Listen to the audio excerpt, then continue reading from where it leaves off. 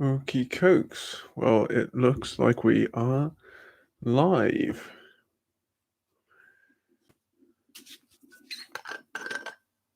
Hello, everyone. How's it going?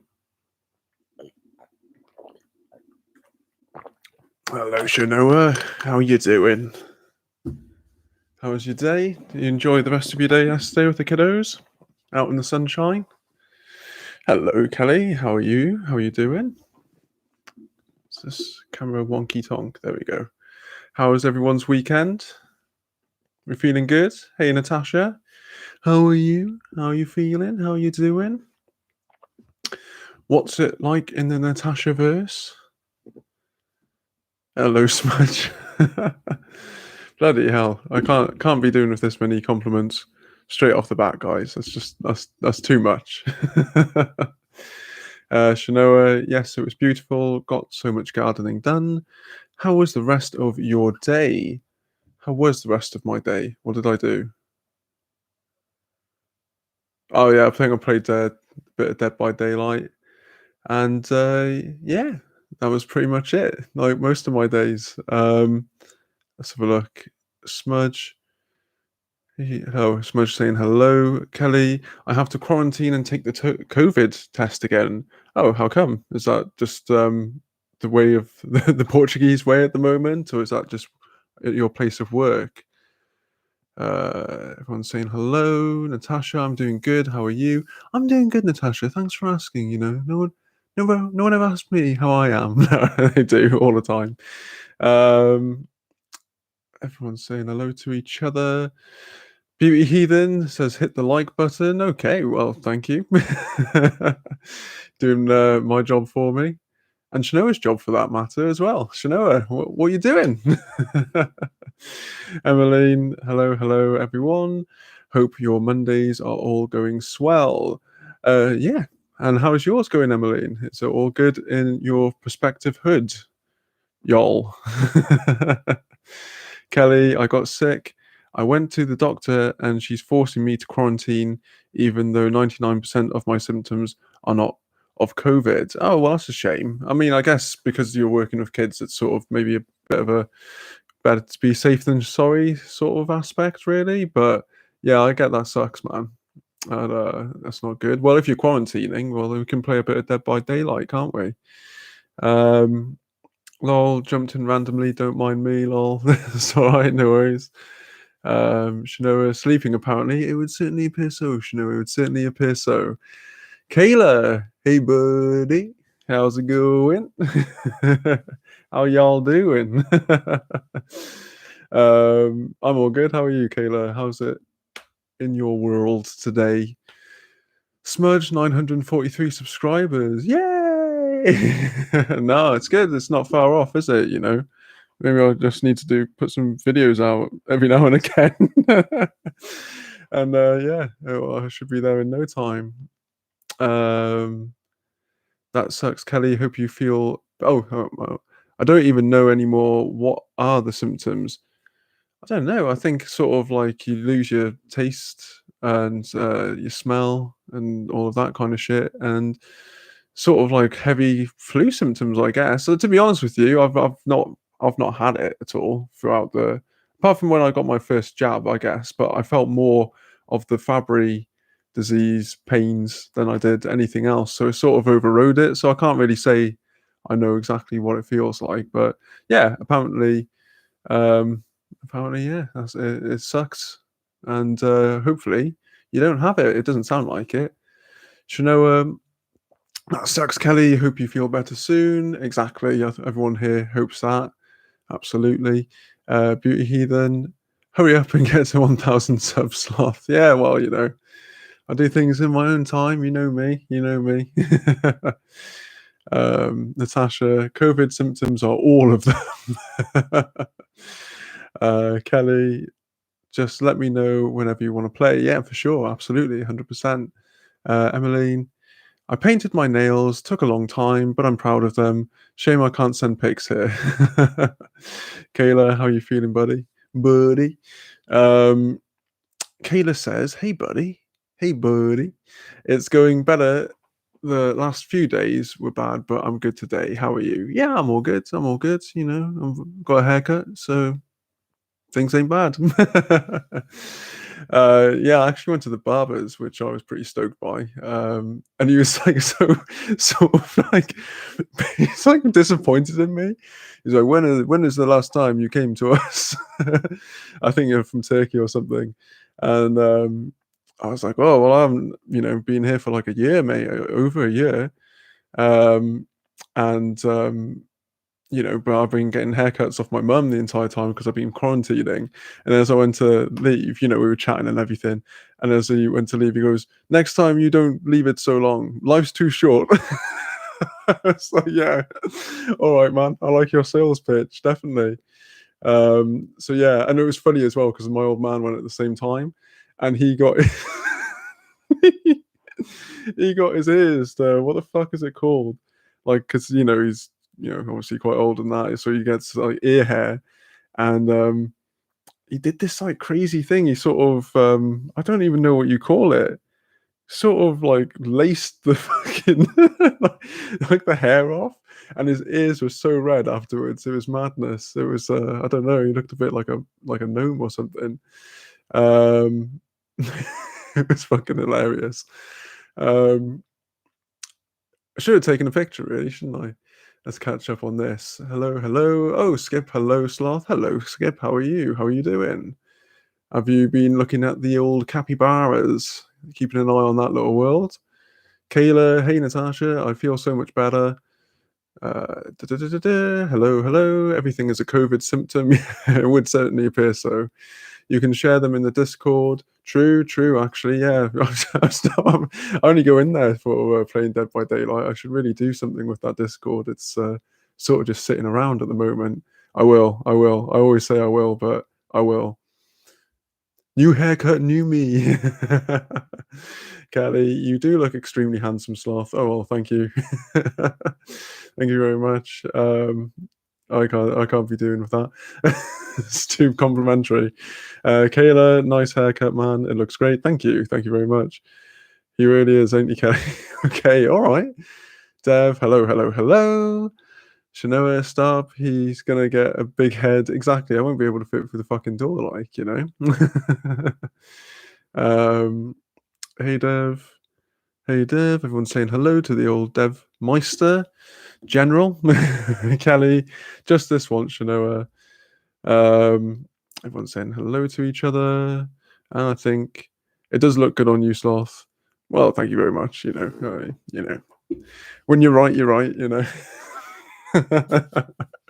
It's funny, right? Because everyone knows that, like, knows me, knows that I'm bad with compliments. So, yeah, this is kind of one part fun, two part. Oh my god, what's going on? Okay, so no need to blush. Well, that's my thing. Okay, smudge. No worries. We can cut back down to size if necessary.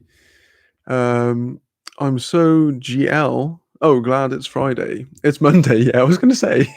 I was like, shit, man. How long did I go to sleep yesterday? I was about to start streaming my Sims game, but then your stream popped out, so it's not happening. At least not now. Oh well, I'm sorry. To be fair, my stream is the same time. Same day every week. So, Kayla, fuck, I'm too high. Sorry. Yeah. Yeah. It's like, oh man, did I lose a week? That's so funny. Yeah, damn, I haven't smoked weed in fucking ages. I was just thinking then, it's just like, I remember when I used to forget days. It doesn't feel like a Monday. It doesn't really, does it? But I don't really know what a Monday feels like anymore, if I'm being quite frank. May May says, "Hey, hey, how's it going, May May? How are you today? How's it going in your world? You've been walking the cat, For people who don't know, May May walks her cat on a lead, which I find pretty hilarious because that doesn't really happen over here. Kelly, Natasha, I downloaded The Sims again. Oh, there you go. Let's all have like a Sims matchup. if there such a thing exists. The only sort of simulator game I play, and when I say play, it's like it's rare. I sort of have to be in the mood for it. Is Jurassic World Evolution, and that's because that's like Zoo Tycoon but with dinosaurs. Even though there was a Zoo Tycoon with dinosaurs, to be fair, but yeah, I love that, and I'm like, oh my god, the fucking T Rex has escaped and is causing havoc in the park. It's a wicked game. Do, do, do, do, do, do, do. Natasha, I know I keep forgetting I'm old. Okay. um, Kayla, I feel so. Hang about, you're not that far from my age. I'm not accepting that shit. Kayla, I feel so dumb. Jesus Christ, I need help. No, just another bowl. Sounds like really. Maybe if you smoke even more, then everything will catch back up to itself. You never know. It's stoner logic at the end of the day. Kayla saying hey to May May. Hi, Natasha. May May, yeah, I have been walking him. Yes. I love that. Kelly, I have. I barely even played it yet. I keep downloading CC. I don't know what that means. Smudge saying hello. Natasha. Shanoa, I always forget how old I am.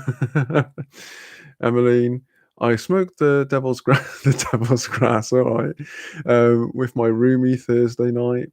First time in ages. So, general question here. I was watching the H3 podcast, and I was wondering, are they always high or naturally like that? Yeah, I don't think they actually smoke weed. I think they'd be a little bit more likable. No, I'm joking. Yeah, I don't think they're stoners. Stoners, no stoners, and I think Kayla would be able to back me up on that. Yeah, I don't think they do. I think yeah, it's sort of what's her face? Ela, gives me a bit of a sort of not exactly like, but does anyone remember um oh shit, no, I've forgotten. What's the name of the is it Daria? The one where the emotions are always just sort of there, if you know what I mean. Um yeah, it's sort of I feel like she's kind of like that. Although I think they did smoke at one point because they did tell a story about how they used to sell weed and they dressed up the video as like clickbait and said that we used to sell drugs, which I guess depending on the country that you're in, that's probably what it is. But yeah, it's not really the same thing, man. They sort of made it seem like they were selling crack or something like that. But anything for the clicks on YouTube, eh? May, hey Kayla, Shanoa, Dev, just saying hello to everyone. Dev, my nephew brought over his VR set, and I think it somehow deluded my mind into thinking it's nicer in there. Yeah, well, it's with the VR. It's funny, right? Because it's like it depends on what game you've got. It's like if they had like some kind of Avatar game, I imagine that would be like absolutely amazing to go into and have a look. But it's not really sort of captured my interest as of yet. Certainly not for the price tag that's going at the moment. And the thing is, right, so like my boss let me borrow it for a day because he needed someone to have at least tried it, so he had someone to talk to about it. So he let me borrow it for a day because he couldn't be, he'd not long got it himself. So I was playing like this Batman game or something like that. And so, any Batman game is always like really dark, isn't it? And I think I played for like about 3-4 straight hours. Now, if I'm playing 3-4 straight hours just on the Xbox, just regularly, then it's not really, you can look out the window, you're taking breaks from it. But then when I took this fucking visor off, I was like, like, I didn't know where I was even. It's just like it seemed like everything was insanely bright. It was crazy to me. But yeah, VR is pretty cool, I guess. The Q site, custom content. Oh right, okay, fair enough. Kayla, I like the way you think. I will pack another bowl just for that. It's the logic. It's the logic. Custom content. CC is custom made items and other things for Sims 4. He needs it put into clear terms. Yeah, I haven't played Sims since like Sims 2, which I think was like I was in fucking college, man, when that was when that was being played. And even then, I sort of dipped in and out. I played it over my mate's house because he'd like set up a neighborhood with like all of the group of friends. We made our own houses when we were over there, and we fuck with each other when. So when the other person came along to play their game at that house, then I don't know, like you've stolen something from their house or some shit like that. But yeah, I'm not really a Sims person, to be totally honest. It's a bit once you set up, I don't know, it just gets boring for me pretty quickly. There's no dinosaurs in it. That's the difference. Kayla, high five, Emmeline. They don't smoke at all. They used to sell weed in college, I heard. Yeah, basically what I was saying there. So right, Shanoa, sometimes he's just like an oldie. I am 33, to be fair, so I'm not exactly a spring chicken. Kayla, you're right. I remember that video, lol. Um, Dev, I watched the Avengers with it. It was a trip. Yeah, I imagine it was actually. Kayla, I bet that was cool. Um, Kayla's immediately thinking what it would have been like watching it on that baked. I can tell. Shanoa, VR makes me nauseous. Yeah, I think it's something that you definitely got to get used to. It spins you out. Emmeline, Kayla, I guess I was so high that night, I thought everyone else was high too. Yeah, that's basically the assumption that I lived with for years, like 15 years. And I would go over to people's houses and I'd start skinning up, and they'd be like, because everyone I knew smoked weed. So if I go to some new person's house and, you just naturally start skinning up, and they're like, what are you doing? I'm like, well, I'm skinning up, aren't I? And they're like, what? We don't smoke weed here. I'm like, oh, right, okay. I'll just go outside, I guess. you know. Um, Shanoa, I can't even do 3D. I can't remember the last 3D film I saw. Um, yeah, literally can't. It was a few years ago, definitely. I know that for free. It's got to be really good for me to want to watch a film in 3D in the cinema at the very least. I don't know if I can be asked to watch it in 3D at home. Dev, it was wild, Kayla. I'm glad I wasn't high watching it, just saying. Kayla, hey, I've been there, Emmeline. I understand yeah completely, lol. The Qzite. I had infused honey. I think I was high for 3 days. Nice. Amy, try super hot in VR. It's like being in the Matrix. Fair. I'll definitely have to check that out. I don't know what that is though, so I'll look it up. Natasha, dinos, yet you don't play Ark. I've tried playing Ark. That game is fucking bullshit, man. Because it's like you go into the public server, and there's just nothing, and then it's like, oh, you got to punch the trees to live and like get stuff, and then when you punch the trees, you die. So I don't know. It's just like I'd have to play it in a private server, but yeah, I mean, it looks cool, but I would just like to be able to make some fucking clothes and like weapons and shit. It just never lets me live that long. Kayla, I love infused honey. I make stem tea with mine when I make it. Oh, nice. Kayla, I've also made infused pizza before, high for a whole day. That sounds entertaining, to be fair. I was literally thinking about last time I was in Amsterdam, man, and all of the different. God, it'll be ages until I get to go to Amsterdam properly again. But yeah, it's or just all of the different things you get. I mean, I know it's one of those things where I know over in the States it's all like legal and everything, in some states and whatnot. But like over here, it's like it's illegal. Like you should not be caught with that sort of thing. It's sort of, you know, it's like accepted, but it's not legal. Definitely not. And so yeah, when you go to Amsterdam, it's like a different world. You can just. I always get really excited. It's been like 10 years since I've been, but get really overexcited at the prospect of just having like a menu. And I can just be like, yeah, man, I'll have the purple cushion and I'll have the fucking silver haze. I just get, oh, yeah, no, I'll have like 3 of those pre-rolled, like, and I get just super amped up. And then, yeah, I gotta like, towards the end of the first day, be like, listen, you don't have to literally buy everything. No one's just going to catch you out at this point. But you just get like so like excited. It's just like it's great, man. And then you just go from place to place, and then you're in because like all of the coffee shops and everything like that. or most of them anyway, are like in the red light district, and that's just a trip in itself, man. That is a weird fucking place.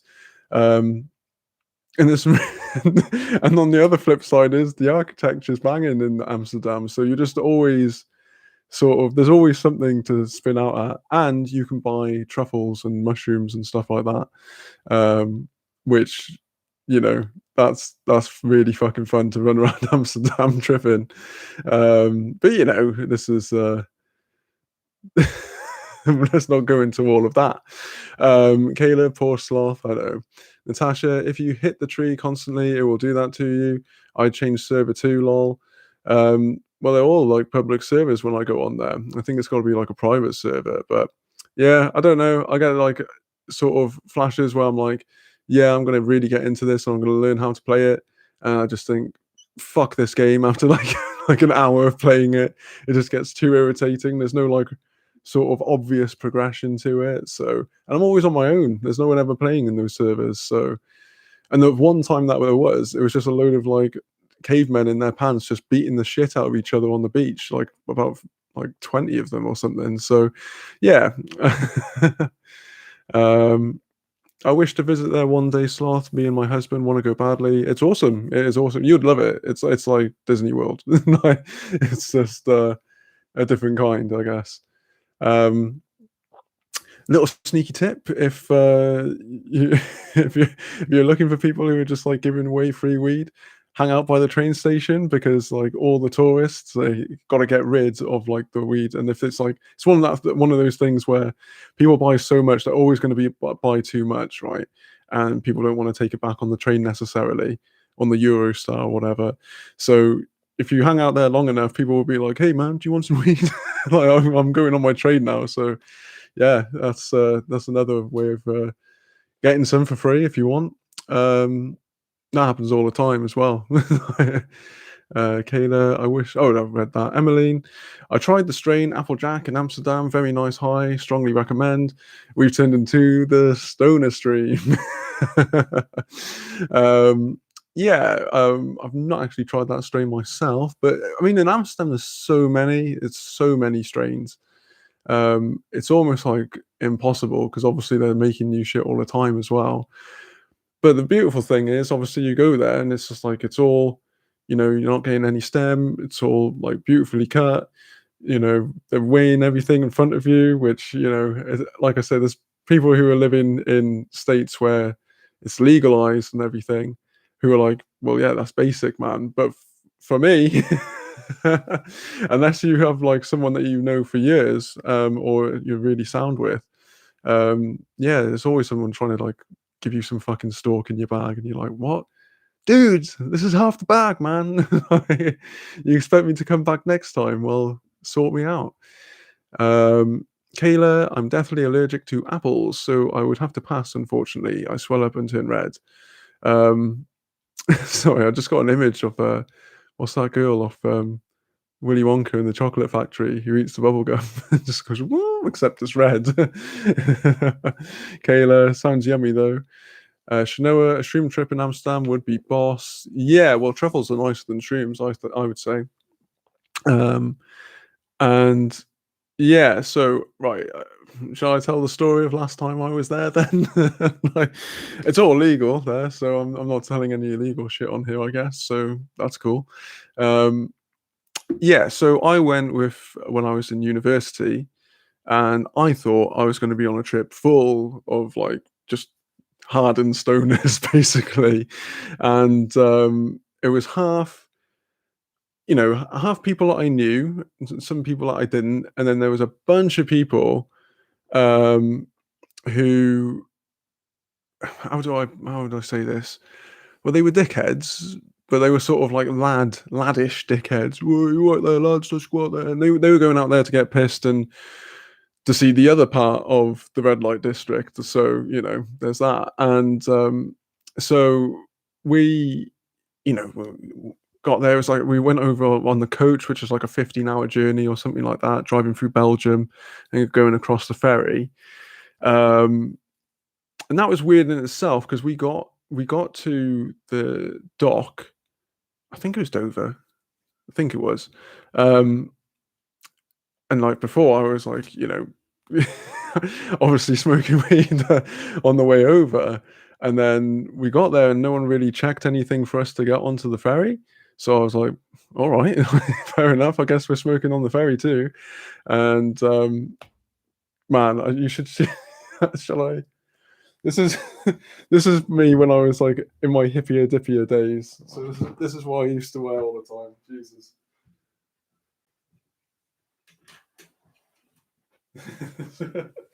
this this thing. So this is college sloth. So it was like, hey man, and we went over. We all got like super blazed on the way over, and I said on the on the coach, I was like, right, okay, so whoever, because I still have Amsterdam committed to memory, and like it doesn't really take that much because it's all sort of the canals are like in a horseshoe shape, and everything is around the curve of the canals. Don't ask me how I remember that, but not a lot else, but I do. And so I was like, I've got that shit committed to memory. So wherever we are, I know I'm going to be able to find my way to the coffee shops like pretty quickly. And I was like, okay, guys, right, whoever, like, when we get there, I'm just chucking my shit in the locker, and then I'm going to the nearest coffee shop. Like whoever's with me is with me, but I ain't pissing about. I want to get there as quickly as possible, all right? And then I was like, all right, boys, let's do this, right? So it's like a proper mission. And so we get there and, you know, sling my stuff in the locker, run over to the first coffee shop that we go into. And everyone starts gunning it then. So what we decided to do, right? So my group is we were gonna take truffles that night, and then the next night we would, calm down a bit more, sort of just take it a bit easier, I guess.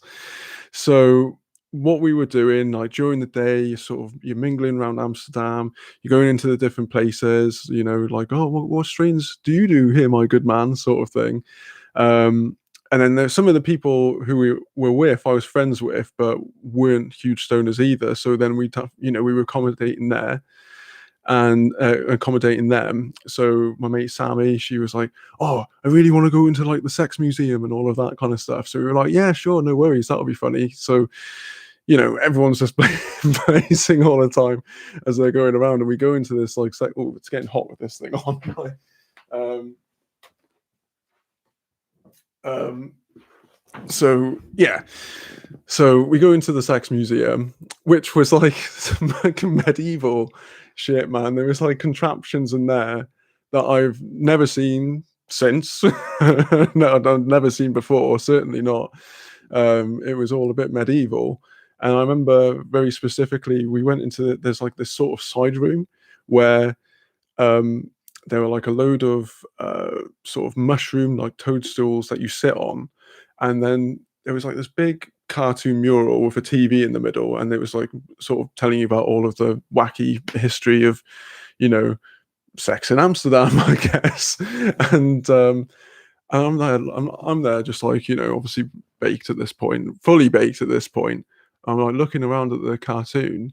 I'm like, guys, have you guys noticed what the fuck is going on around the TV? And they're like, no, no, we're just looking at the TV. I was like, this is like some supremely kinky, like Snow White and the Seven Dwarfs mural that we're looking at here. And it was pure filth. Like all of the dwarfs were doing mad shit to each other and Snow White. And it was like, it's the weirdest place. It's one of the most bizarrest places. And then, we come out there and we'd lost a couple of my mates. So like Sam and Karis, they'd gone off to look at something else. We hadn't seen them, and all of a sudden I get like a phone call off them. During the day we were like, okay, so what we'll do is we'll go back, dump our shit, wash up, and then we'll go back out again, and have a look at the we'll start tripping and really see Amsterdam after dark, sort of thing. And I'm thinking, oh, we haven't seen Sam in ages, man. And so I go and have a shower, and I'm still like outside. And then I pop outside, and I'm waiting. I'm just like, oh fucking hell, he's really taking a long ass time, man. And all of a sudden, I get this phone call from him, and he's like, Ad, oh, where are you? What's going on? And I'm like, what the fuck? What's wrong with you, man? And he goes, listen, the truffles happened. I don't know where I am, but you know Amsterdam, don't you? And I was like, well, yeah, I mean, I obviously can't see where you are because I'm not fucking psychic, dude. But like, describe where you are to me. And he starts describing it, and it gets to a point where there's someone who's like high on truffles, who's like tripping in a good way, but he's still like he doesn't know where he is. And then me, who I don't even know how many spliffs deep I was at this point. I mean, this is a long. I hadn't even slept for the day even. So yeah, it all got a bit crazy. And he's like trying to explain where he is, and I'm like, fuck that, man. Okay, so right, get in a cab, and I'll tell you where the hostel is. So I go inside. I said, "Oh, what street is this hostel on?" And she says the most like Dutch crazy name. I was like Hagendy Splurgendy Bergen. It's a street. And I'm like, whoa, I don't know what you just said. Can you write that down for me, please? And then like, and then she writes it down. So I go back outside because the signal's outside. I'm like, right, Sam. Okay, this is the name of it. Let's say it is Hagedish Burgundy Bergen Street. And he's like, man, I don't even know what the fuck you're saying to me right now. Oh, hey, Devin, I'm just telling stories of when I was in Amsterdam last. So, pull up a pew. I'm in the middle of telling the story now of when we were taking truffles, hallucinogenic truffles in Amsterdam. So, welcome. And yeah, right, where was I? Yeah, so I'm like, mate, tell the cabbie it's Hagendy Splurgendy Street, and he's like, I don't even know what the fuck you just said to me, man.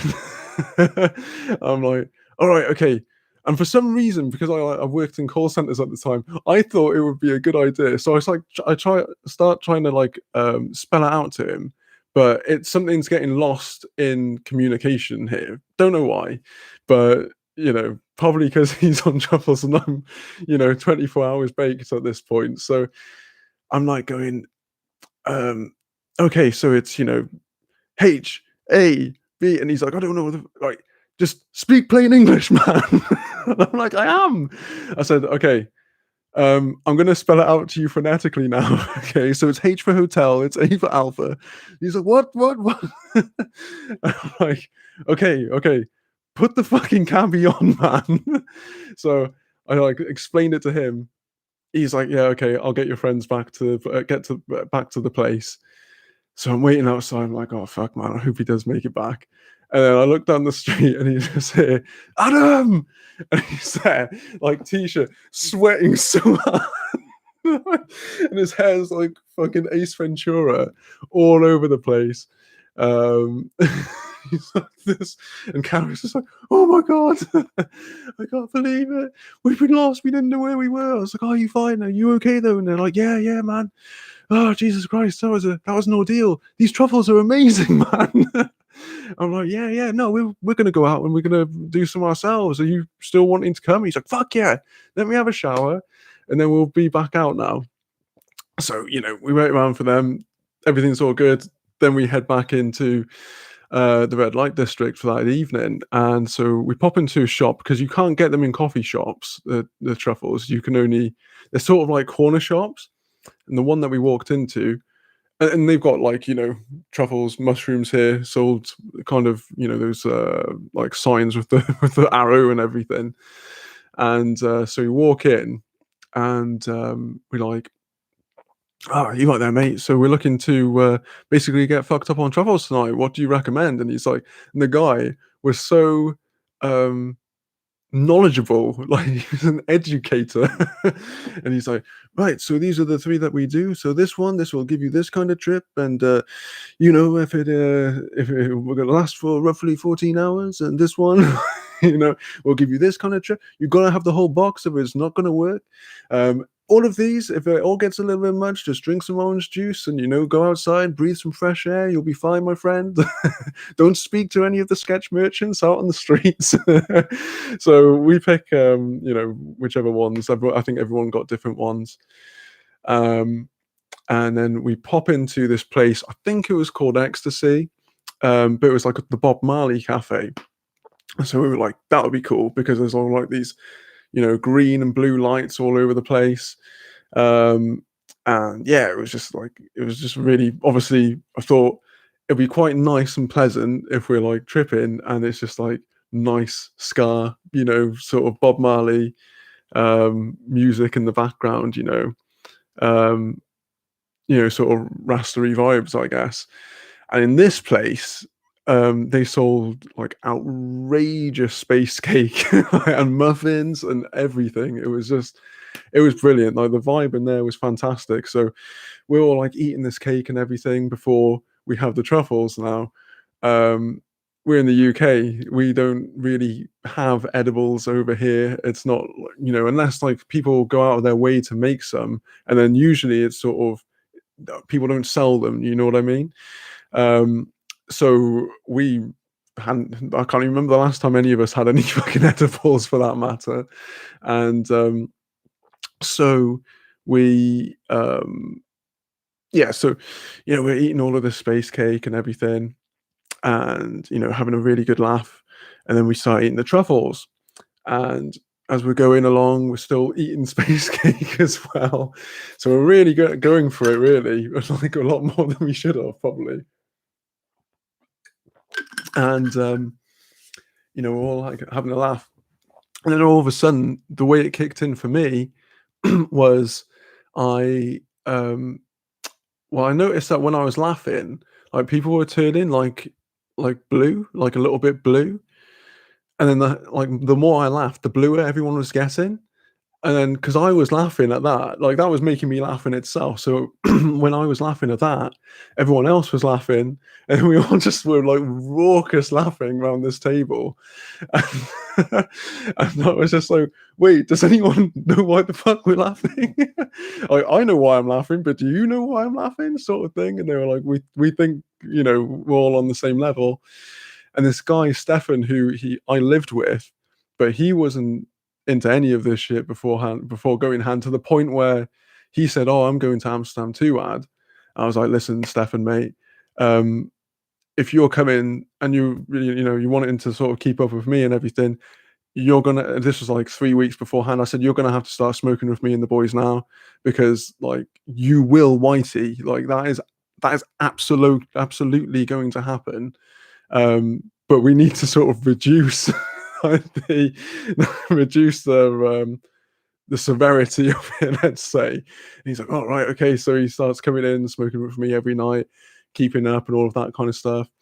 So this is why I was kind of impressed with him, really, because when earlier that day when I'd said like, "All right, let's all run to the it was watching another person's stream. Terence is a betrayer anyway, man. He's a bastard. We know this. These are facts.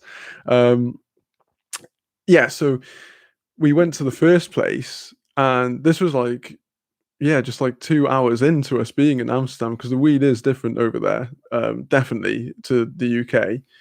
Um, and yeah, I was like, oh, everyone's like chatting and laughing, and I'm like, hey, where the fuck's Stefan, man? And I was like, I don't even know, man. Let me just go check outside for a second. And we go outside, and he's like lying like this on the like outside the front door of the place, and he he was literally green, like Hulk green. Like I've never seen anyone that shade of green in my life. And I was like, Jesus Christ, Steph, man, are you okay? And he's like, yeah, man, no, I just needed to get outside, because also everyone's smoking indoors, so it's like you're hotboxing all the time when you're over there, just as a matter of course. And so I was like, all right, let's go get you some food, mate. So we went to the Subway. He's only a short dude, so he ate the Subway like the size of him. And then he's like, it was almost like, when Popeye has his spinach and he was like, bong, bong. Okay, let's go. And he kept up the rest of kept up with the rest of the time that we were there. But he was, what I didn't realize as well is because he didn't know what to ask for or anything like that, he was always made sure he was like right behind me, and whatever I asked for, he was getting exactly the same. So when we got to the end of the trip, because I was like, even though we didn't get like searched or any of that kind of shit on the way over on the ferry, I'll be damned if I'm going back from Amsterdam to the UK, and they're probably not even going to search us, sort of thing. So I made sure I smoked the vast majority of what I had, apart from what fit in the top of my grinder, just so I could share it with some of the boys who'd never been when we got back home. And when we got back, he's like, "Oh, by the way, Ad, I've got all of this still." He's got like all of this. It's like, is that the same kind of hash? And is that And he's like, "Yeah, no, I basically just bought what you bought." And I was like, "Fair, and you're just gonna give it to me, man?" And he's like, "Yeah, no, I know you guys will enjoy it far more." I was like, "Well, you've got to at least come and smoke with us, man. That's ridiculous. You not doing that. I won't have that." So, yeah, it was funny how he did that, to be honest. But the reason why I was talking about Stefan then is so we're all at the table and we're all laughing. I'm laughing because everyone's getting blue. And I said, "Stefan, how are you doing, man?" He's like, "Mate, there's just like flowers coming out of your face right now." and, and we're all just cracking up really hard, just laughing our asses off. And of course, when you think that we'd been smoking for 24 hours, probably longer, really, because I was so excited to go there, because I hadn't been for a while before that, at least. And then truffles, space cake, all of this stuff, right? And so then we're like, "Yeah, shall we go explore the red light district then?" And they're like, "Yeah, yeah, yeah, it'll be amazing." So we leave the Bob Marley calf, and we start wandering around, and then that's when Amsterdam at night is a wild place indeed. It's like, because we there's just a lot of mad shit going on, like I don't know how to say it without it sounding like really sort of coarse. Um, but everyone knows what the other thing is in Amsterdam, I guess, and that is, what the red light district is all about. What's funny about that is, right, you can't go around taking photos of any of the women in the windows, because otherwise what they do is they just like they'll come out, they'll like open the door, like snatch your phone or camera and just lob it into the canal. So it's like there's so many people get shocked by that the first time they've seen it. Imagine this, right? So the first time I went, it was with my family, like, so and when I was like 16 or something. And this was during the day, even some guy was like taking photos with like a disposable camera, because that's how old that was. Some girl just comes out, just lobs it straight into the fucking canal, and he starts kicking off, and then some massive bouncer dude just comes out and just like, "Do we have a problem here?" sort of thing. He's like, "No, no, I didn't want that camera anyway." um, and yeah, it's just a wild place, man. And the one thing that ruins it sort of is you do get a lot of like stag parties over there, and yeah, I don't know, man. Like they sort of like usually Brits. Let's be fair. You can tell because they're usually wearing English football t-shirts or some shit like that, and have skinheads. But they, they'll be out and about. And I remember we were walking around, and I'm tripping my nut off, of course. And I saw this dude who's like, he was actually a Smurf. Like he was you know, I I thought I was tripping him, but he was actually dressed up as a Smurf. So in the middle of the street, I went, "Dude, you got to tell me right now, are you a fucking Smurf or what?" And he's like, "Don't worry, man, I am a Smurf. I am a Smurf." I'm like, "Sick." And I had my photo taken with him. Ridiculous, man, absolutely ridiculous. And then, after I don't even know how that night even concluded, to be fair, but we all made it back to, there's like a group of 8 of us, and we made it back to the hostel super fucking late. Um, and we get it, and I thought, oh, I'll be able to sleep in for a bit. So this would have been, I would have got back about like 3 or something like that. And then I was like lying on my bed. Oh yeah, because that was the thing. I made sure that I had because it was all bunk beds because it's a hostel, and I made sure I had the top bunk by the window because the windows were like really high up, so that I could like lie on my lie on my bed like that and be like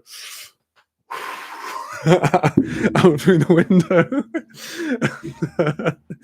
And I remember I was like, I would keep all my weed under my pillow because you're in the room with like a load of fucking randoms as well, like from all over the place. You don't know who anyone is, and a lot of people were sound, but a lot of people that I just didn't even know at all.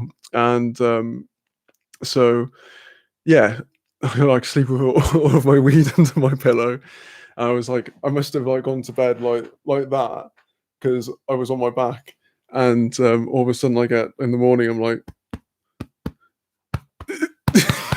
Down on my chest. I was like, what the fuck? Like look down, and it's my mate Steve, who he'd come along, and he was friends with like Sam and Karis and all of that.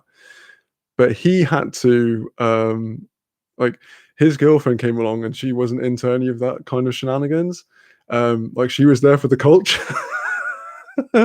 She was actually there for the culture, not for the stoner strike mission like the rest of us. And I made him go around looking at buildings the whole time, which is cool. I'm not shitting on that.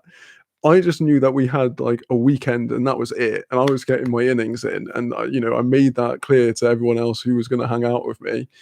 And so Steve was a bit like fucking bummed out that he got to miss out on all of that. So he's like, do, do, do, like that on my chest. And I was like, oh, fucking hell, Steve, what's up, man? He's like, shh. Because like his girlfriend's like, I'm in the top bunk bed by the window. And I think he was either in this one or this one on the bottom bunk. So his girlfriend's still like asleep and everything. He's like, shut the fuck up, man. He's like, do you want to go out and like, go smoking and whatnot in the red light district? I was like, yeah, man, what the fuck's the time? Why is everyone asleep? He's like, it's like 5:30, like 6 o'clock in the morning. I'm like, what? Bro, I've only been asleep for like 3 hours, man. He's like, do you want to come or not? I'm like, yeah, all right then, mate. So, gather all my shit, like creep down, creep out. And we go out, and we start having a good laugh and everything. And yeah, everything's shut but not at the same time. There's still sort of like stuff going on, and like the earliest coffee shops are sort of opening up at that point. So we were like having a look, and he's like, "So what was it like?" And I was like, "Mate, it was the best night ever, man." He's like, "Oh man," I was like, "Yeah, no, but I mean, it's cool what you were doing." Trying to make him feel better, because at the end of the day, like all of his mates were doing that, and what do you want, sort of thing. And so for that day, what we end up doing that day? So we took it a bit easier, and then we went on like the canal trip, where you can you can smoke, and it's like an open canal boat and everything. Notice how everything that I'm doing revolves around smoking, but like I said, I went there with a task in mind. I fulfilled my task, I like to think. And the second night we couldn't even take the truffles the second night, even if we wanted to. He said you're gonna have to eat them all in one night because your tolerance goes up. So you'd have to take like double the amount the next night. And all of us were like, I ain't fucking doing that, man. I haven't got the minerals to do 2 nights on the trot like that when we've only got, like, 3 actual days here anyway. So, um, so yeah, second day, well, like, taking it a bit easier, they actually got some sleep, so I think, it's one of those things, how, like, when you're a kid and it's like the night before Christmas and you can't sleep. You just can't. You've got that energy where you're just wired as fuck. Like, and I think I just sort of tapped into that inner child energy where it was like, this is my Christmas now. you know, this is how it's going. And then yeah, we like went to the zoo as well. So like seeing all of the animals, like just like baked as fuck is just the best thing ever. And then yeah, it's just an awesome place. Like if no, like, has anyone here been to Amsterdam? I'm going to assume no, as no one's like sort of been like, yeah, man, it was a beast. but uh, but yeah, it's literally the one. I'd love to go to Barcelona. That's another one that's supposed to be good for that kind of thing too. Um, Obviously, Cali would be a good one. Man, I would be the same way, honestly. It was just honestly, I mean, it was just the funnest. It was so fun, and it was back when I was, like, 23 as well, so I still had staying up for days energy. No matter how much weed I smoked, it's like I could still stay up for days and days. It never really affected me in that kind of way. If I wanted to stay up, I was staying the fuck up, sort of thing. Um, but yeah, oh my day, and like what was funny is you could always tell when you go into the coffee shops and then people are like, um, like, "Oh, Brits," sort of thing. Because like, my mate Sam would always roll these beasts like this, and then, like, we're going into the shops and we're getting, like, the footlongs and all of this kind of stuff, and you really they really have you going for the stoner tourism out there, you're walking around with, like, freshly bought, like, stoner related T-shirts and all the rest of it, um and yeah, you've got like places which are like really sort of hip and happening, and then there's like coffee shops which are really sort of um really sort of like quiet. It really has like a varied range. And I've always said, like, if we had that kind of thing over here, I would be so much more sociable in terms of like going out. Way more, man. Like it's over here. You go out drinking, and if anyone knows what it's like in the UK, if you're out past like 9, you're getting pissed, man. That's just the way it is. There's no way you're not. That's just how it works. Um, but yeah, it's just one of those things, really. Let's catch up a little bit here. Man, I would feel the same way, honestly. I've only ever seen the airport. It's a nice airport, Shanoa. I've only been to Vegas and Florida, outside of Canada, that is. I've never been to Vegas. I have been to Florida for the, Orlando and all of that jazz. Kayla, I need to go. I'm starting to feel nauseated again. I hope you all have a good night. You too. Well, yeah, just chill out and, hopefully the nausea will pass somewhat. But yeah, just do what you got to do to survive, buddy. Shanoa, oh no, feel better soon, Kayla. Yeah, absolutely. Want to make sure I feel better. But yeah, there was loads of like weird little bits in Amsterdam, man. It's just a brilliant place, and the people are super friendly as well. I feel like I'm like part of the tourist board for Amsterdam right now. But yeah, it is super friendly. Like when I was walking around like wearing that shit and like yeah, I used to have. I think I might still have it somewhere. Do I?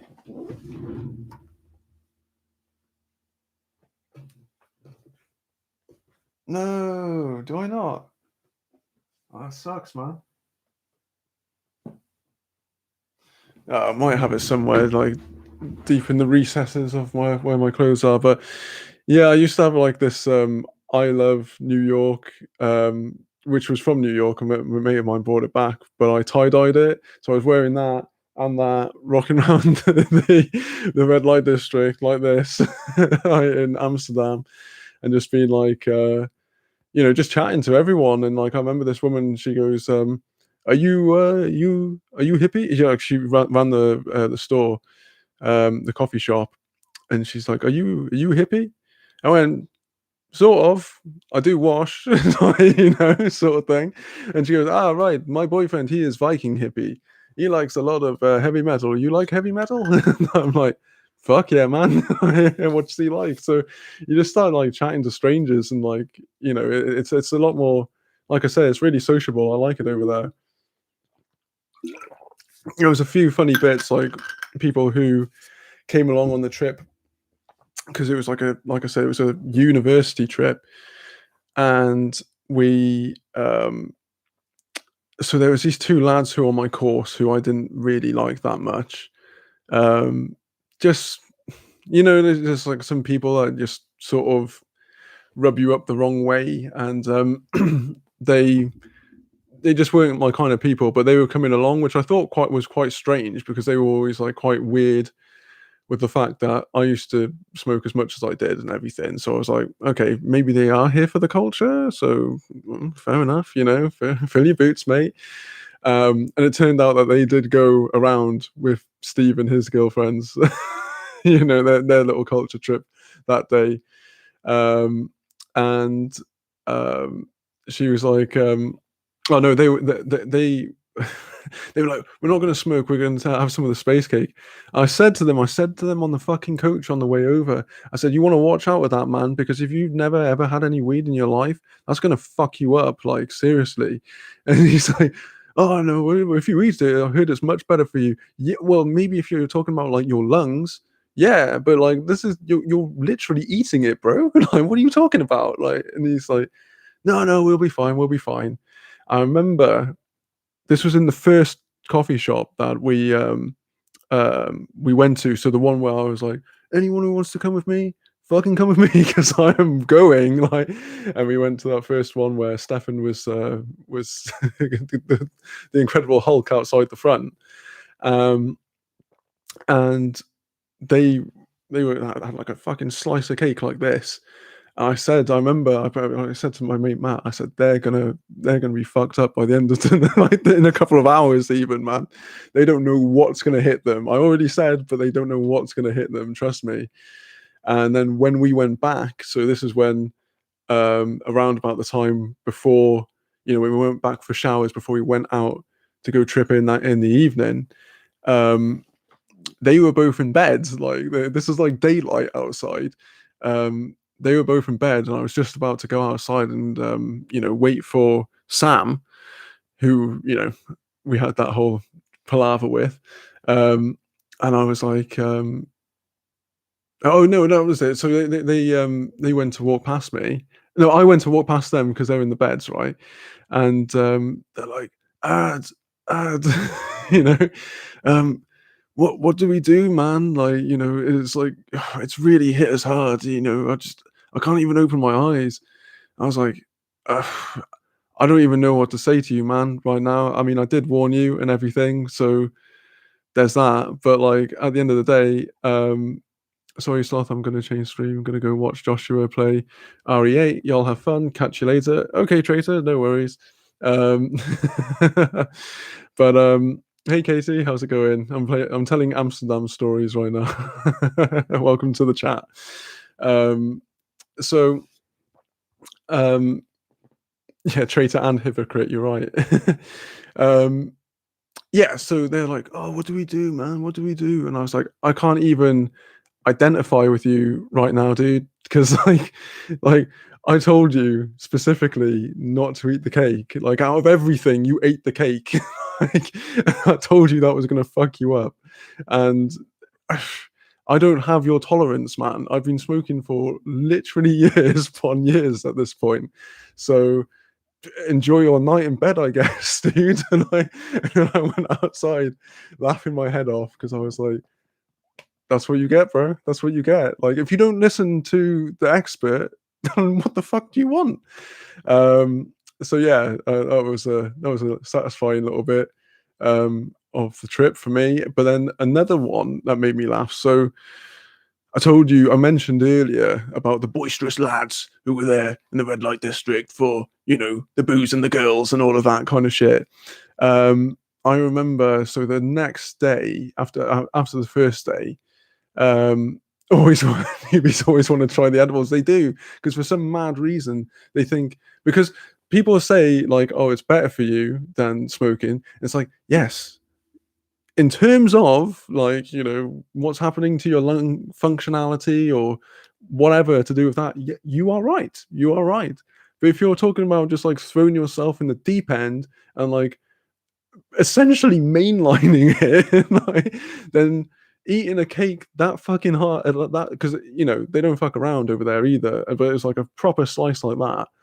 Um, and like I said, I mean, this was but this was like my prime smoking time. So, it, like, even though my tolerance has been ridiculous up until quarantine started, for like the 15 years that I was like smoking weed up until that point, my tolerance has always been nuts, and like amongst my friends, to the point where it's like I know it's not like a boasting thing. This is literally just a matter of fact. It's like you you got, you're probably not going to be able to stay up for as long as I stay up, man. It's just a matter of course. It's it was my thing at one point. So I'm out. So this was the next day. I've just come back with Steve after our little venture in the morning, and his girlfriend was annoyed because she was like, "I woke up on my own," and it's like, "Yeah, but I had to have some time with Ad, like, you know, I just had to have a bit of a fun time, and it's like, okay, fine." We're gonna go look at some more buildings today. Let's go look at a cathedral or something. It's like, well, all right, mate. See you later, sort of thing. And so then I'm like knackered at that point. So I thought I'm gonna have just a few hours before going out again. So I'm like chilling on the bed, like I said before. I've got it positioned, so I'm lying on the bed, on the top of the bunk bed. I'm like out the window, and one of the sort of like the head lad is like, "I don't know, you smoke the way you do, man." he's like, he's like, "I don't like. If I have a spliff, then that's it. Me, I'm done. I'm fucking done." I was like, "Well, I, I mean, I can't drink as much as you, man. So we all have our gifts, I guess." At the end of the day, and yeah, it's just like this weird thing, and because like the rest of them, they were all like counting their money, and they were saying, "Oh, I forgot about something from the first night. Actually, I forgot about something when we were tripping from the first night." So okay, so in the red light district, right, we're all grown-ups here. We know what happens in the red light district, don't we? So we so I was, like I said, I was with some people who didn't smoke as much as us, and weren't tripping, but were still cool. Like they were all right to hang around with at that point. Like sometimes it's a bit strange if you're just tripping in front of people. It's not that fun. But like Sammy's always been like quite game for a laugh anyway. And she didn't want to hang out with the lads, so she was hanging out with us. And she's like, "Oh, you know what we should do? We should have a look at like one of those." They have like those like peep shows over there. Because she was like, "Let's go to a sex show," and I said, "I am not going into some kind of mad shit with like, I don't have it in me right now. I'm like, I'm on good vibes. I don't need to go into some dark, dingy place for like an hour or whatever just to see some mad shit going on." And she's like, "All right, all right. Well, let's just like do the little peep show then or whatever." And I was like, "Fine, okay, whatever." What happens is, right, so they've got this setup over there where you go in and there's like a load of sort of cupboards in a circle, right? And you go into the cupboard and it locks behind you. And so it's so fucking creepy, man. And you put in, I can't remember how much it was. I think it was like I think it was like $2 for like a minute or something like that. And or whatever the fucking equivalent euros. And so what happens then is it's like this frosted up glass, and you put the money in, and then it goes, shoo, and you and there's this woman on the bed rotating, just like sort of frigging herself off basically. And we were like, what the fuck? Because what happens is you can see, because it's all in a circle, you can see everyone else's faces, so all baked and like tripping, and we're like, what the fuck, man? Like, sort of like bugging out. But the thing is, not everyone there is a friendly face. Some people are there for business, and you can see their face, and then you're stuck in this cupboard looking at people's faces when they're like, getting their tasks done, you know what I mean? And it was just like, so it was like the first like 10 seconds was like, oh my god, this is fucking weird. And then it was like, this is depressing, man. I fucking hate it here. I just want to get out of this cupboard right now. And then we get out of the cupboard. I said, Sammy, I don't want to do that again. That's made me sad, man. Like, it sort of made me question like my fucking life and shit. And she's like, we don't have to go back in there, Ad. We don't have to go back in there. I was like, cool. Can we go back into another coffee shop? Yes, Ad, we can do that. No worries. I was like, cool. We're just running around this place. And like I said, it's just so much mad stuff going on all the time. It's just brilliant. Like I said, it's like Disney World for stoners, basically.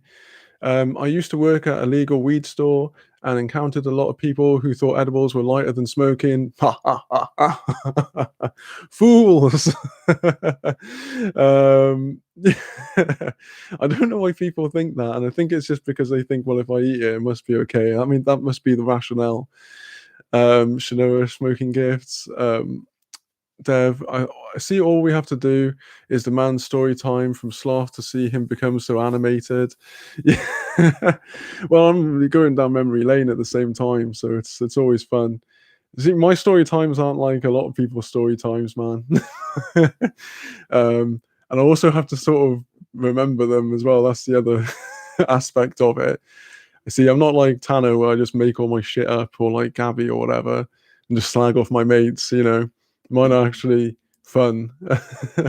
Shanoa, right, Dev? It's the best. Oh man, I wouldn't want to see some Joe wanking like that. No, and nice use of the British vernacular, wanking. Yes, that's what it is. Yeah, it was bizarre, man. And trying to think what other mad shit was going on over there. There's so much happened, man. So much happened. Because the trip before I had was with like mates. It was good and everything. Don't get me wrong, but it was like it's okay. So we I went with like this one wasn't as fun. This one was like, that one I just told you about was a fun trip from start to finish. I had a fucking great time. you know Nothing sketchy happened. Everyone that I was with, like, had a great time. But the time before that was half good and it was half shit. So like, same things as usual, running around the red light district, having a good time, you know, popping into the seed museums and stuff like that, because I don't know, it's actually quite interesting. But I remember this one night when we were taking shrooms. This is why I was determined to take truffles the next time. So we took shrooms. And shrooms are weird because shrooms they can either be great or they can be sketchy. That's the thing. And it depends on like what you've got going on in your head at the time. And there was this guy called Newman that we knew who was like a friend, but he was sort of someone else's friend, if you know what I mean. But he was like within. I was sound with him, but we weren't best friends in the whole wide world.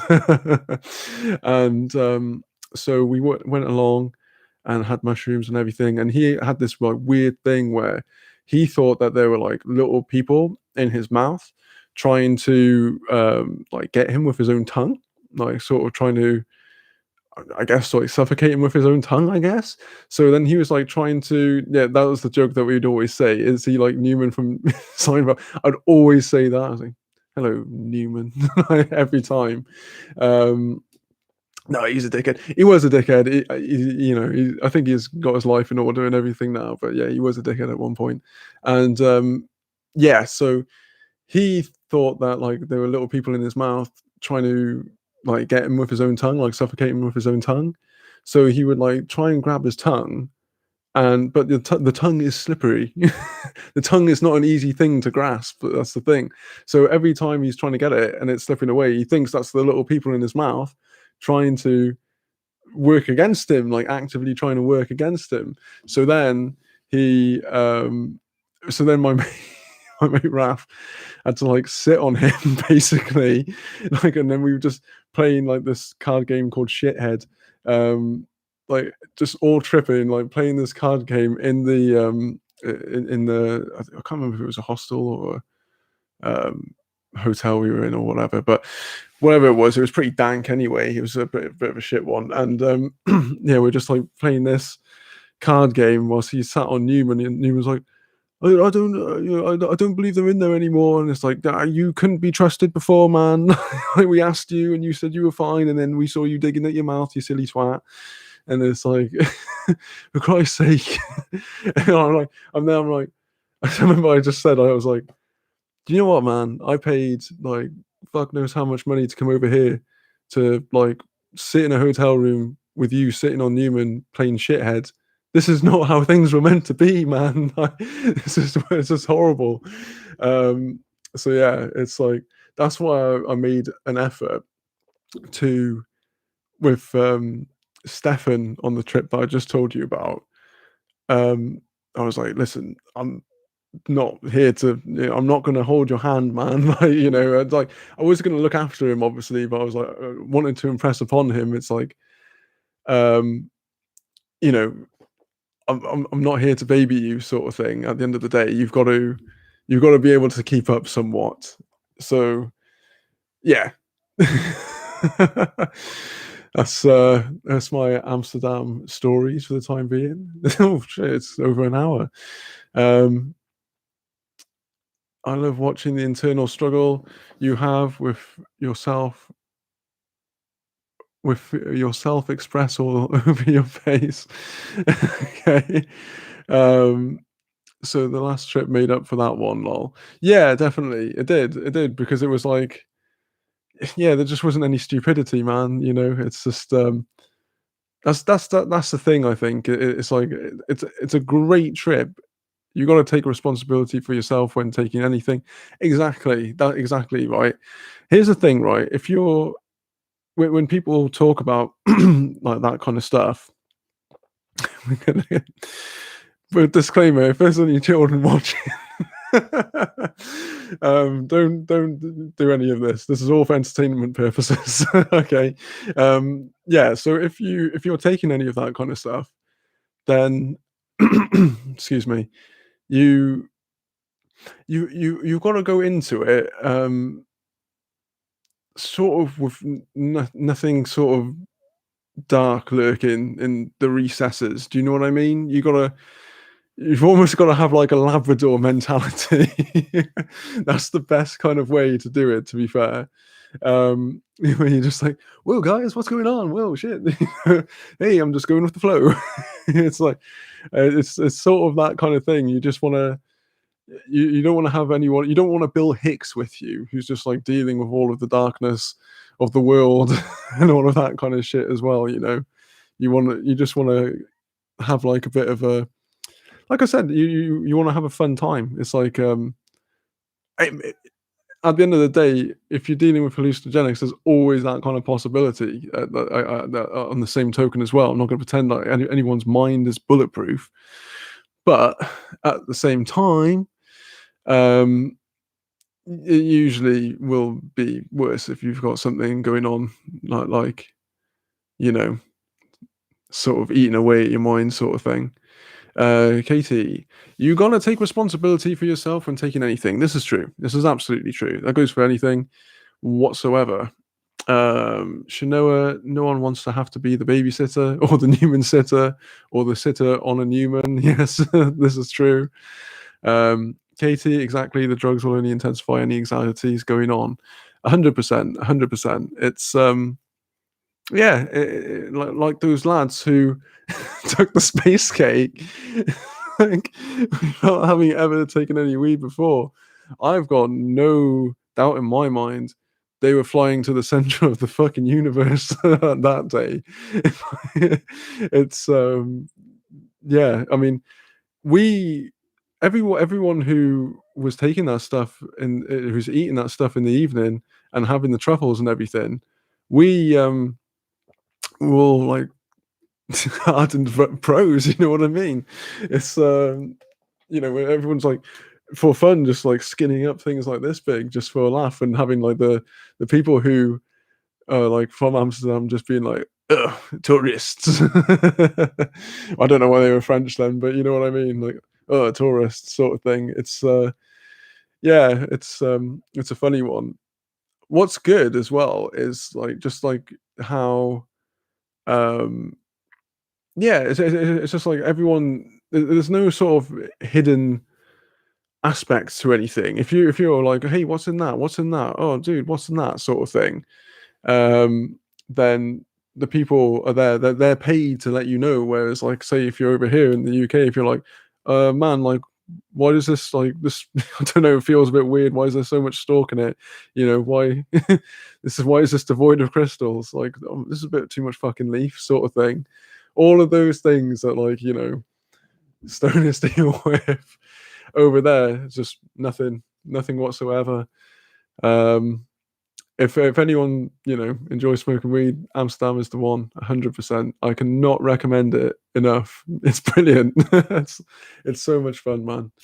Like I said, it's just and it's friendly. There's obviously sketchy aspects of it, like with any city. But if you're going in the coffee shops, then that's cool. Don't get anything from people who aren't behind the counter. You'll be fine. um, Exactly, the drugs will only intensify any anxieties going on. True, true. And here's the thing: when I went over there, I had no anxiety whatsoever because I was looking forward to it so much, to the point where I didn't sleep the night before before going. So I was up for like at least a solid 24 hour, over a solid 24 hour period. Um, which included the coach journey. Because even on the coach journey, I was like, "Oh, shall we, um, shall we, try and have a sleep before we get there, just so we don't end up being lame when we arrive?" And I was like that for about half an hour. I was like, "Are you asleep, Matt?" No. Fuck, man. This ain't happening. Um, Emmeline, and now I want to do drugs. Okay. Well, as long as you do it in a legal place such as Amsterdam, then there's no worries with that. It's one of those things. I know. I really want to go to Amsterdam now. Now I've been talking about it because I haven't been in. Well, it'll be 10 years. It'll be literally 10 years now. Since I went last. Because you want to go with like sort of the right people as well, and like organizing trips with people is just always a hassle. You know what I mean? It's just, especially with stoners, because they're lazy. It's like, it's like if you've like sorted out like 80% of the trip for them, then and they just have to pay the money and turn up, sort of thing. Then they'll do that kind of thing. But like, which is basically what why a bunch of people went on the college one. That's sounding very American. Then the university one, because that was the case. 80% of it had already been done. It was just pay your money and turn up, and the coach will take you there. And yeah, you'll just all you have to do is make sure you get back before 12 o'clock on midday on the Monday, and for them to take you back, and you'll be fine. It was one of those ones where we were like, man, should we just like fucking not bother and then just go back in a week's time? And some people were like, I literally have no money. I've rinsed all of my money on on weed and food. And because, oh, that's the other thing, the snacks over there are brilliant. Like the food over there is fantastic. um and they know it as well. They charge quite a bit for the. You probably pay more for the food than you will for the weed. It's like it's kind of like that kind of scenario. Plus, they have like these. Oh shit, I can't remember what they're called, but they're uh like chocolatey caramel waffle things that come in like these packs, Oh man, amazing, man. Absolutely amazing. Food. Yeah, absolutely. It's Stoner's best friend.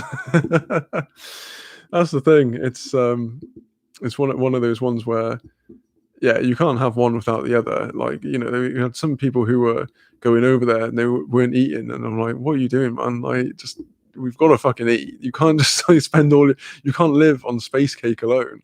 Although, towards like on the last day when I like pretty much ran out of my cash money, I was like, I was pretty much just eating space cake for food, so I can't really say much. But people were doing that on the first day, man. They were just rinsing their money so quickly. I was like, guys, that like it's it'll still be there. They ain't gonna fucking run out of weed, all right? And if you didn't realize, then there's like tons of bloody coffee shops around here. So yeah, you got to embrace that fact whilst you can. The snack you're talking about is a stroopwafel. I agree. The Dutchies have some good food. They really do. They know how to do desserty food the best. I think they had some really cool. Yeah, just some some cool food. Yeah, I had a friend who um, he pretty much like would only eat McDonald's. I was like, fine, all right, but like you're missing out on so much. He's like, no, man, I don't trust any of this fucking Dutch food. I just like, is there a McDonald's? Where's the McDonald's? And I'm like, oh, all right, bro. Like, we'll go to the McDonald's. And the rest of us are getting some proper food afterwards. To be fair, um, but yeah, this is these are the tales that I have of Amsterdam. Has anyone got any Amsterdam questions? Anything that they've always pondered about it that maybe I might be able to answer?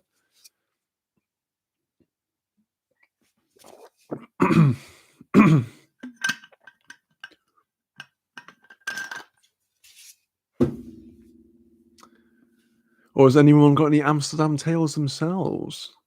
Although I imagine if you're telling a tale as long as I've been telling them, then typing it all out might be a bit of a bore. Anathema device. Good day. How's it going? How's it going? You just missed out on all of my Amsterdam stories. How's it going with you? Shanoa, why would you eat what you always eat when you're somewhere new? Try all the new things. Yeah, yeah, exactly. It's I don't understand that.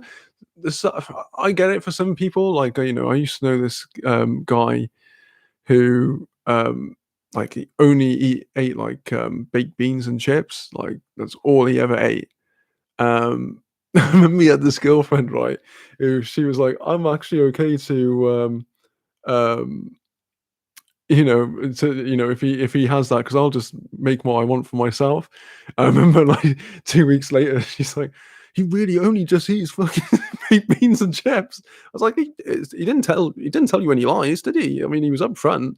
And I said it was weird. I told you it was fucking weird, because like he was upstairs making it, and we went out. For some reason, she goes, "Oh, can we go out to smoke outside?" Because we're in halls, and to be honest, no one did. Like, at the beginning of uni, everyone went out into the smoking area to like chill and chat with everyone to sort of make friends and whatnot. But after it got to a point where your friend groups were determined, everyone just started smoking inside. So it was always sort of to get away from people when you went to go smoke out in the quad. And she's like, "Oh, Ad, can we pop outside to have a fag?" And I'm like, "Yeah, all right then." And then as soon as we went out, he goes, he really does just eat baked beans and chips. I was like, yeah, yeah, no, I fucking told you. He's a weird guy.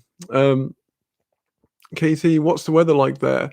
Well, we went in, I think, I think it would have been. Hang about, let me get my bearings.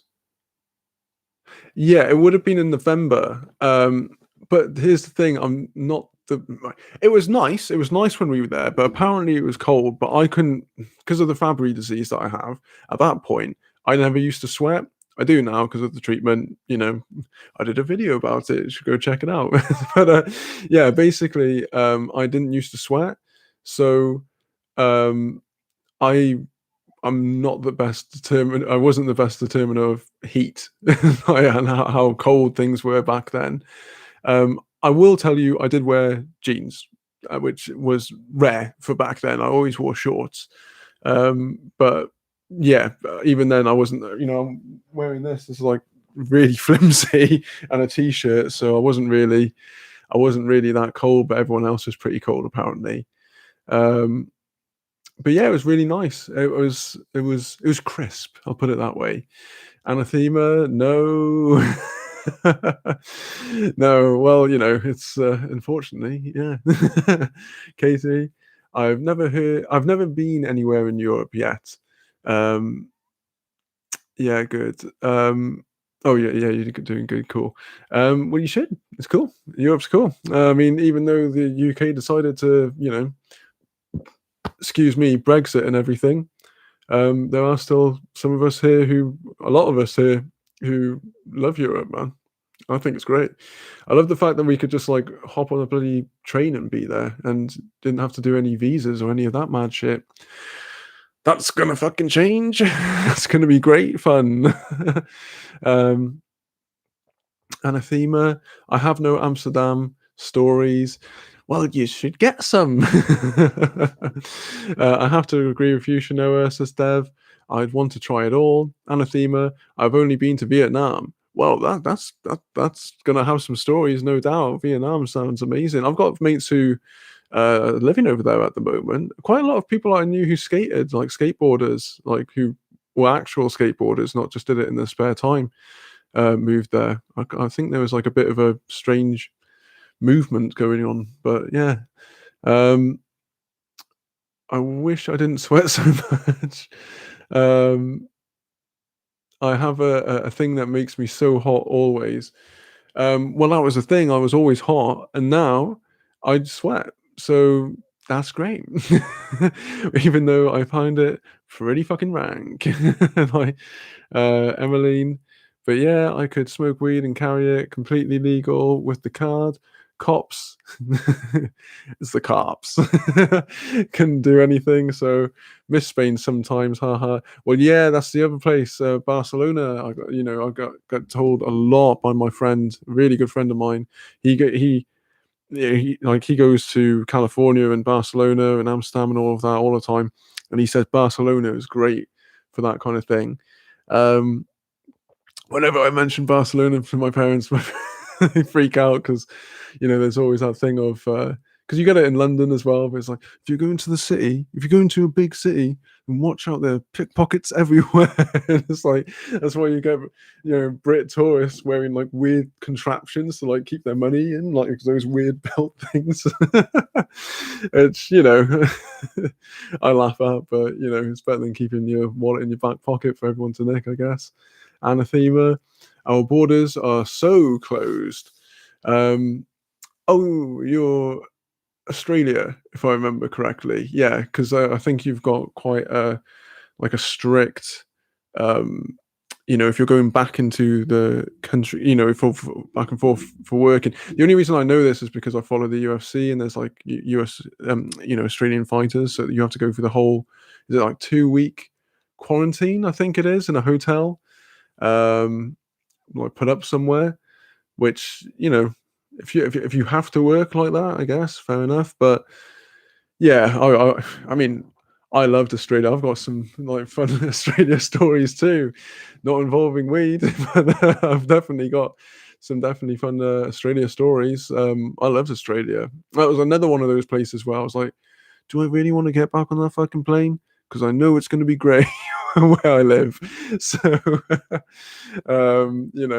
it's one of those things. But yeah, I went to Perth, and then I travelled up to Shark Bay up north, and went back through Perth again, and down to Albany, where they have the Dog Rock and lots of surfing and such.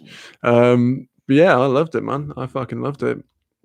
It's so hilarious. Like over here, when you go, "Oh, you've been to Australia? Oh my god, what about the spiders? What about the snakes?" And it's like they don't come flying at you like through the fucking sky, man. English people always stop in Perth. I'm not English, but okay. Welsh. That was funny thing, right? That was actually a really funny thing in that me and my mate had to do when we were in Australia because I went over with my mate and his family.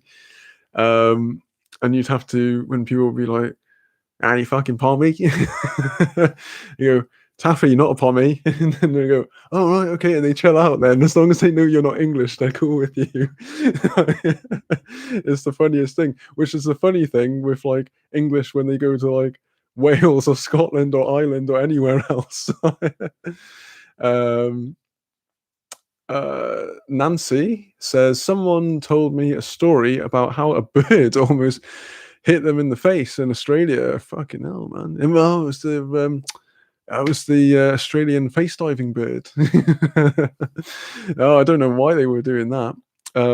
Anathema says UK people. Okay, I'll accept that. I'll accept that. But yeah, Perth is awesome. Oh, magpie. Oh, yeah, your magpies are fucking weird compared to our ones. And I think they're crazy in Canada too. Don't ask me how I know, but I just I like for some like bizarre I got told basically that the Canadian magpies are like quite aggressive and like make really crazy noises all the time. Um, and they're like I just like really fucking loud and wake people up all the time. And then of course, I remembered there was that video of that Australian girl who's like on her bicycle and she's getting like twatted in the head by this magpie on a helmet. So it's just like she starts off, she's like ah la la la la, and it hits the back of her head, she's like screaming like a mentalist. But over here they're really chilled. I've got magpies in my gardens all the time. They always travel in pairs, and they're just like, hey, how's it going? And then the crow comes along, scares them off, and then when the crow fucks off, they come back and they're just chilling again. I like the magpies actually. Let's have a look here. Be right back. Dinner time. Hold the fort, Smudge. Okay, no worries. Anathema. I'll ask my Canadian. Oh well, Chanel is Canadian, so I have Canadian on tap for such resources. Shanoa, yes, fucking hate magpies. See, told you. Anathema, they're just inside. What are magpies? Magpies are a species of crow, a type of crow. Um, they have they're black and white, and they have long tails, or at least the ones over here are. And the ones that over here are known because they like stealing shiny stuff. So that's sort of like their thing. If someone you can call someone a magpie if if they're sort of, you know, sort of dressed up like Mr. T with all of the all the what the fuck are they called? Like chains and whatnot, and all of that kind of stuff.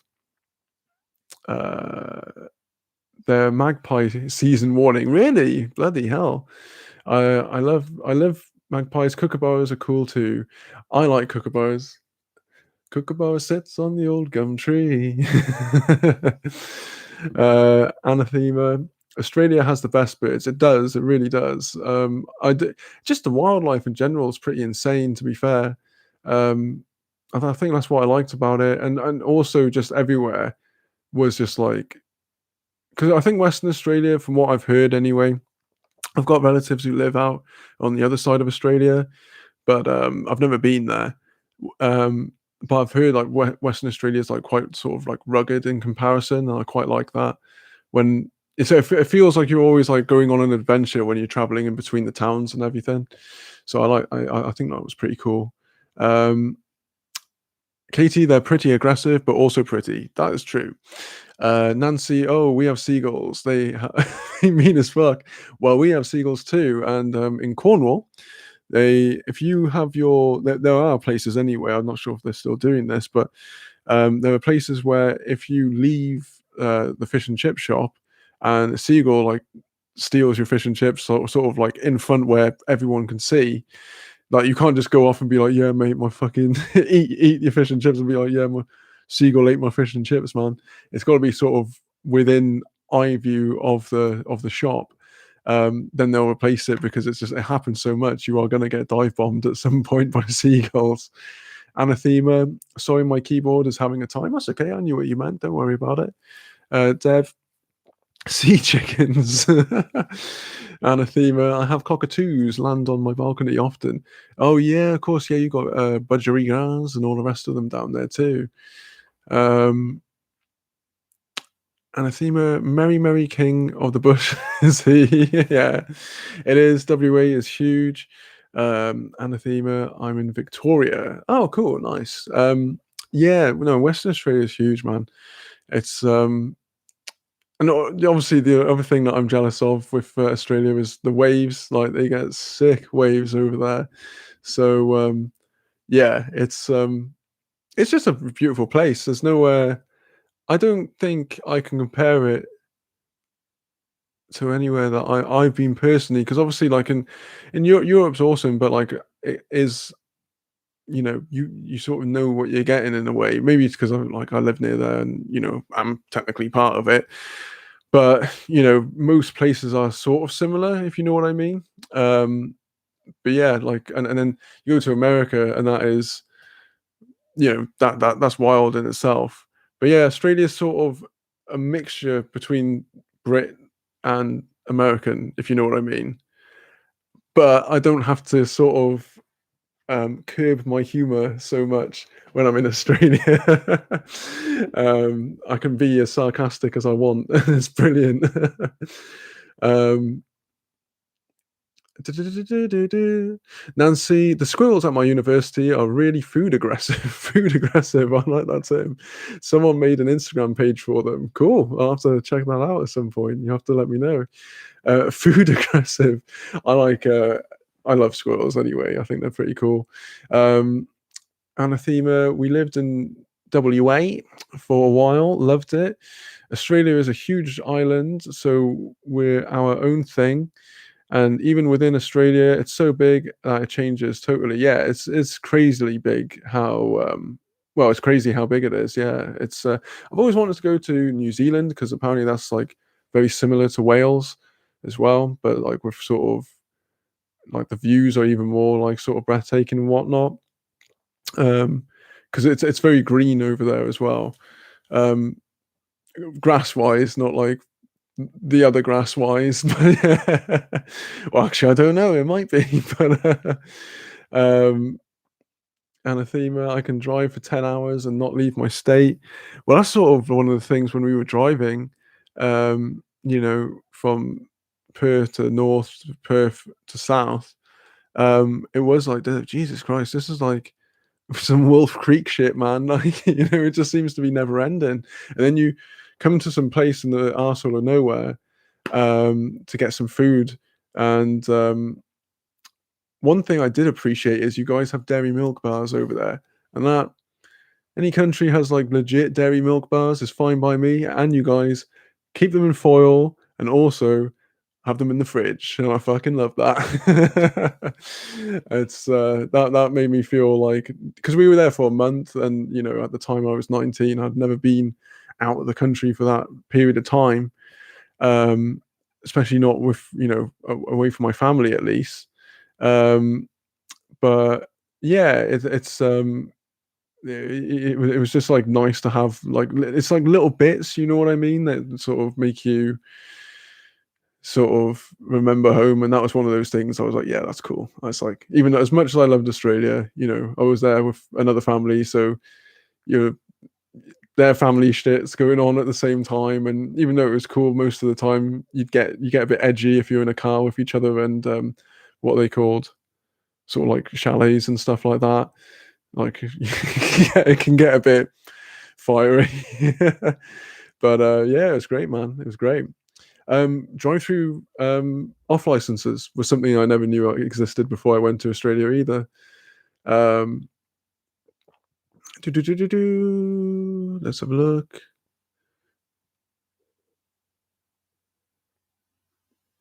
I can drive. Oh yeah, I read that. Okay. I'd move to New Zealand in a second. Um, yeah, no, I've heard it seems really chill. I mean, the fact that they've dealt with the what do you call it?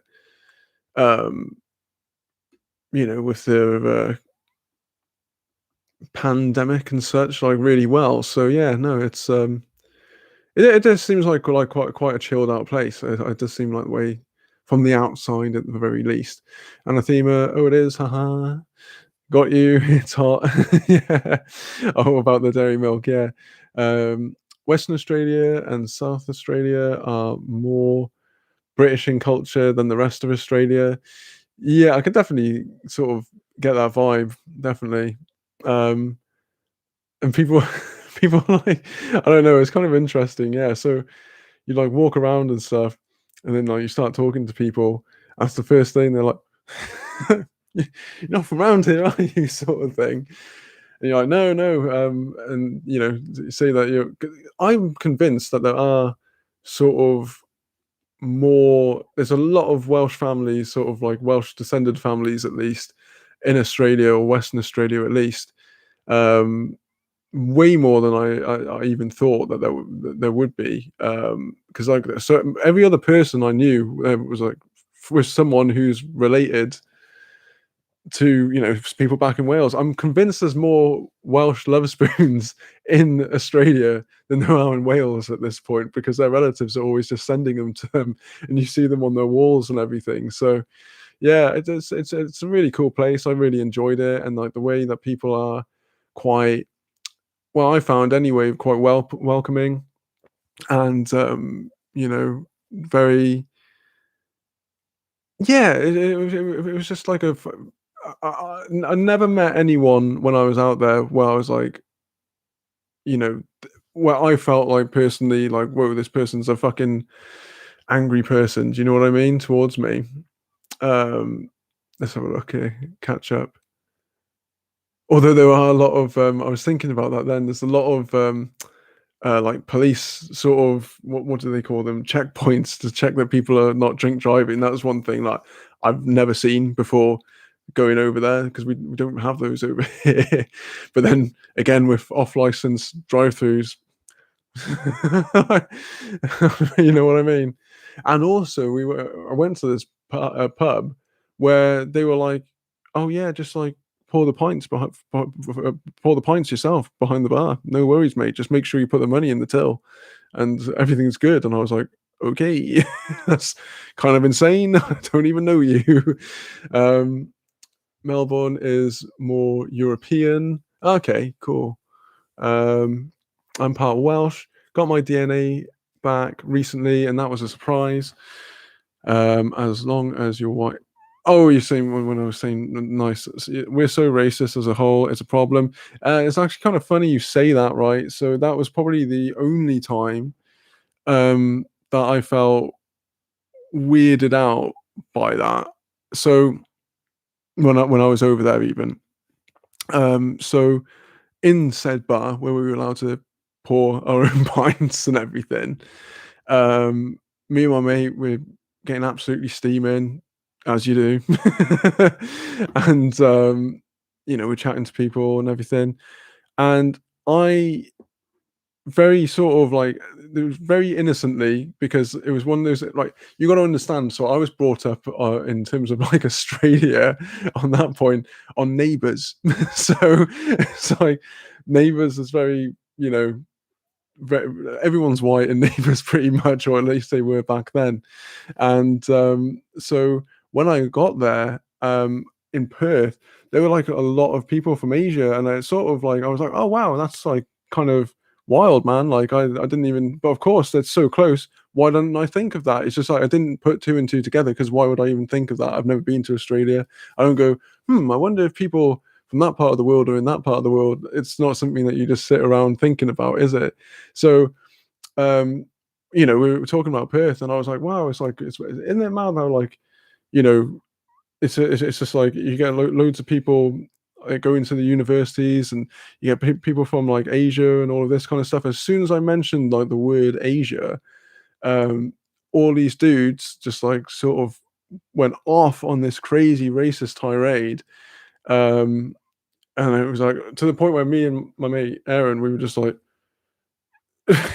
and this is like because we're in the middle of the right. Let me set the scene, okay? So we're in this place in the arsehole of nowhere, right? Um, his family have already gone back to the fucking hotel, and we're sort of like I said, I couldn't even tell you the fucking name of the place. We went to so many random places, but um, we the way the night had started, we started off in like the food hall bit of the bar, and someone had come out playing like the banjo, and someone else was like playing the spoons and all of this kind of stuff. So I was like, "Oh wow, I feel like I'm in the deep south or something, man. This is crazy." And then we go through to the bar, and this is like all white men in the bar sort of thing. And we were like the novelty, I guess. And like it was just very peculiar. So like people are buying drinks and stuff, and then when the whole thing broke off, we felt like really surrounded at that point. Like we were like quite like span out. Um, came back shocked. Then I realised you're talking about Australia. So we were really span out, and I was like, sort of got to the point where I went, "Oh, Aaron, mate, we got to do that thing. Like, fuck, man, hey guys, we got to go." Like, just really had to try and get out of there because it was like where we were staying was like not far from that place either. So we were really just really span out, man. I think we watched Wolf Creek not long before going to Australia, so we were a bit like, "Fuck, dude, I don't want to die in the outback and shit. Like, this is too intense." So yeah, we were like, "Oh my god, like let's get the fuck out of here as soon as possible." And he's like, "Listen, we need to do like we need to not mention that kind of shit when we're around people, especially in bars and stuff, because." And then when we went back to Perth the second time, that's when we saw like some like Aborigine dudes who, yeah, they weren't in good shape, let's say. So yeah, that's sort of like I saw a bit of underbelly to it. But as a tourist, you don't usually see that anyway, because like people are always trying to put their best foot forward when you visit their country. Most of the time, I realised that there is an element of Brit privilege, I guess, on that. But yeah, it was just kind of insane to me how it was. If I could click my fingers, I would. But okay, it was this quick. It was like like that. I was like, "Fuck, man." I've like, I was like, I was just like, I don't know how to even like quantify it. It was like the band-aid is off. Pandora does not go back in the fucking box. It was insane to me. I'm only laughing because it was that mental to me, that I'm supremely uncomfortable rethinking about it. Um, yeah, sounds about right. Of course, yeah, it's fucking gross. I hate it.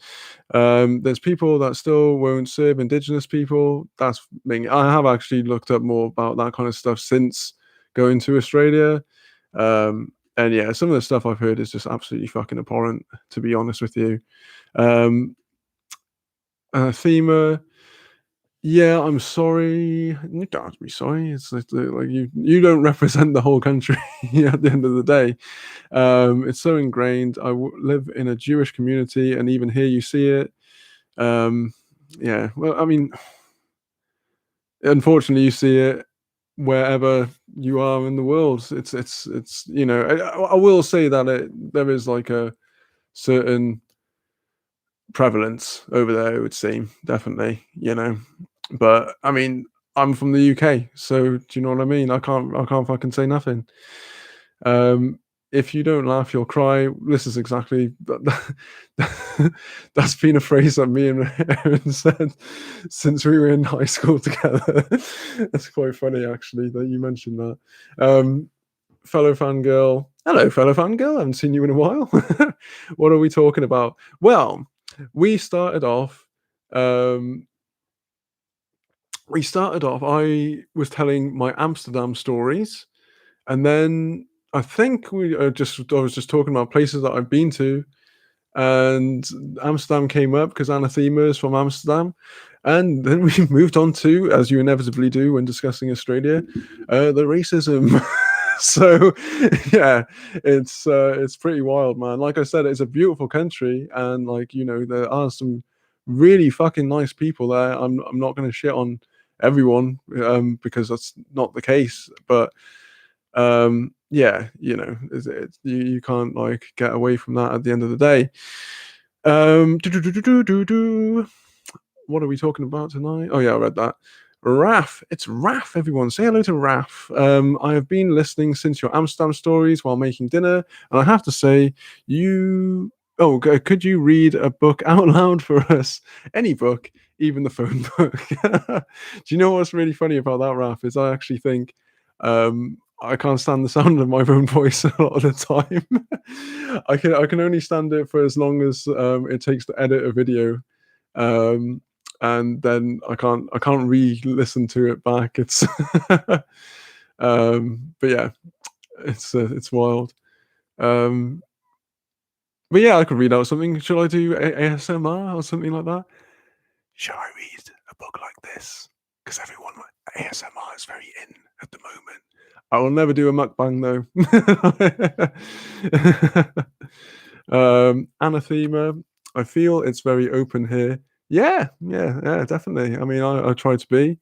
Um, try not to get like too heavy, but I feel like we're not at the moment. We're sort of just talking about something that is.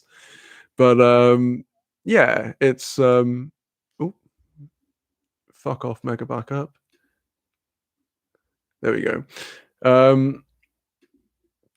Yeah, this backup thing always comes up and it sometimes fucks with the stream. Sorry about that if it did.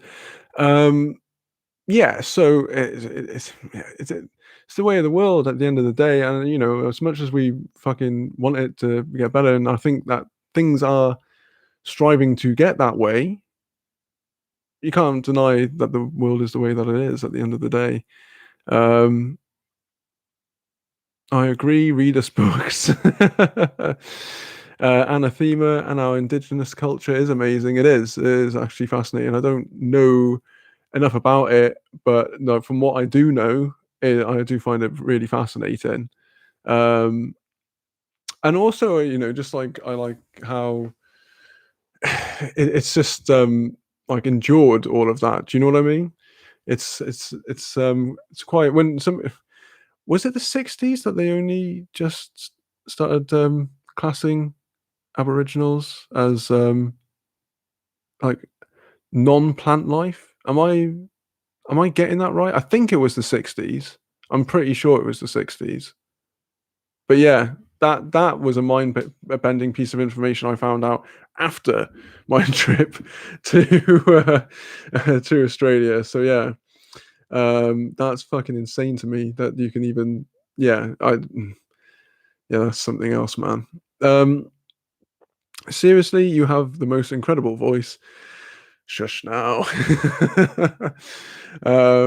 Yeah, well, I'm glad that people think so. Well, I'd hope so. Actually, if I'm doing videos, otherwise people would just be like, "Who the fuck is this guy?"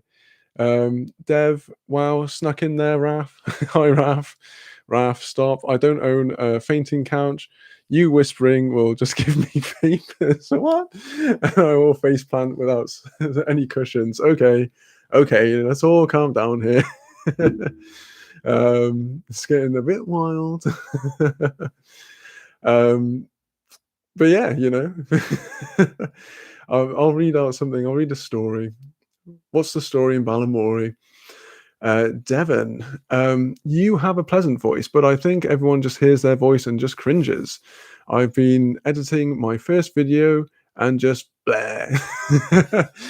But you could do an audiobook, maybe. Maybe. Who knows? I mean, I'd need a book to read, really. I mean, the last book I was reading about was The Ruins of Empires, and I don't think I haven't got the seriousness that book requires in my voice, I think. So yeah, I don't know. Maybe that's like another channel down the line. Maybe I'll link that to this one. After I get once I get to 1,000, I'm just gonna start thinking of like spin-offs and stuff like that. But I wanted to get this one to 1,000, and then yeah, that's sort of my goal at the moment. With the channel, which we're on the way. I'm going to be doing another video. I'm going to be doing that about Pastel Bell, and the bullshit she's been receiving from YouTube regarding Eugenia Cooney. You guys know what I feel about that particular topic, but yeah, that's what I'm going to do my next video on, which I'll probably do that tomorrow, release on Wednesday, I'd say. Anathema, yep, maybe even the 70s. It was the 70s. Oh, okay. Well, that's even worse because that means that's even later down the pipe. Excuse me. If anything, I was being, a shade too optimistic with that one. Dev, just compliment his new haircut. It's okay, all right. Straya.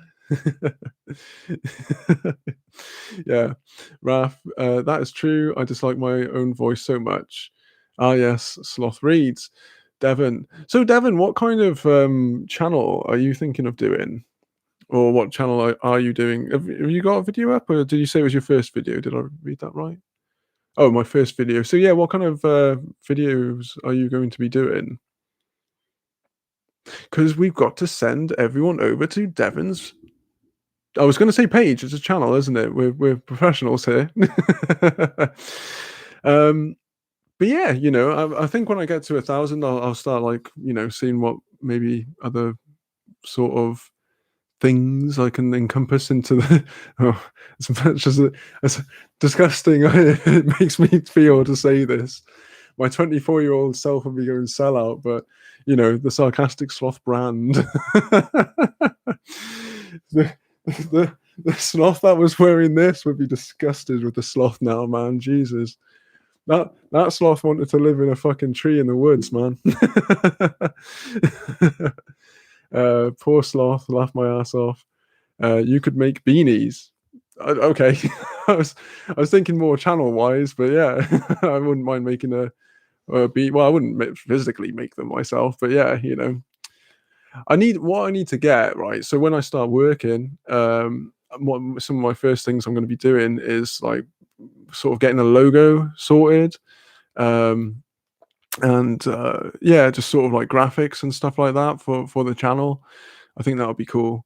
And maybe I think I'd probably wait until a bit further down the line to like until I was thinking about merch or whatever, because a lot of the people that I know we might get it are like people that I'm friends with, and I feel a bit weird, like sort of charging them for shit that has my name on it. Do you know what I mean? But yeah, I don't know. Maybe that's just my own neuroses about that. Just because I truly just see myself as a dickhead talking into the camera in his room still. So when I get to 1,000, I'll be a real channel. Devon, I'm going to be talking about anime, horror. Well, this is interesting actually, because I've been looking to get into anime a bit more, as in watching more of it, because I've always sort of let that slip for some reason. I don't know why. It's just not really been at the forefront. Not to say that I haven't watched any. I like Hellsing. Hellsing's fucking sick, and Howl's Moving Castle. But yeah, let's read the rest of this. Horror's always a good one as well. Resident Evil 8, and about whatever I want to talk about. My first video will be about my favorite show, Girl from Nowhere. That's a Thai Netflix show. Cool. Well, that sounds sick. I know there's a lot of people on here who are into their horror and their anime. So yeah, check them out. Devin Dennison. If you've got a Twitter as well, that's probably a good one, because then you'd be able to let people know when you're posting your videos on your Twitters too.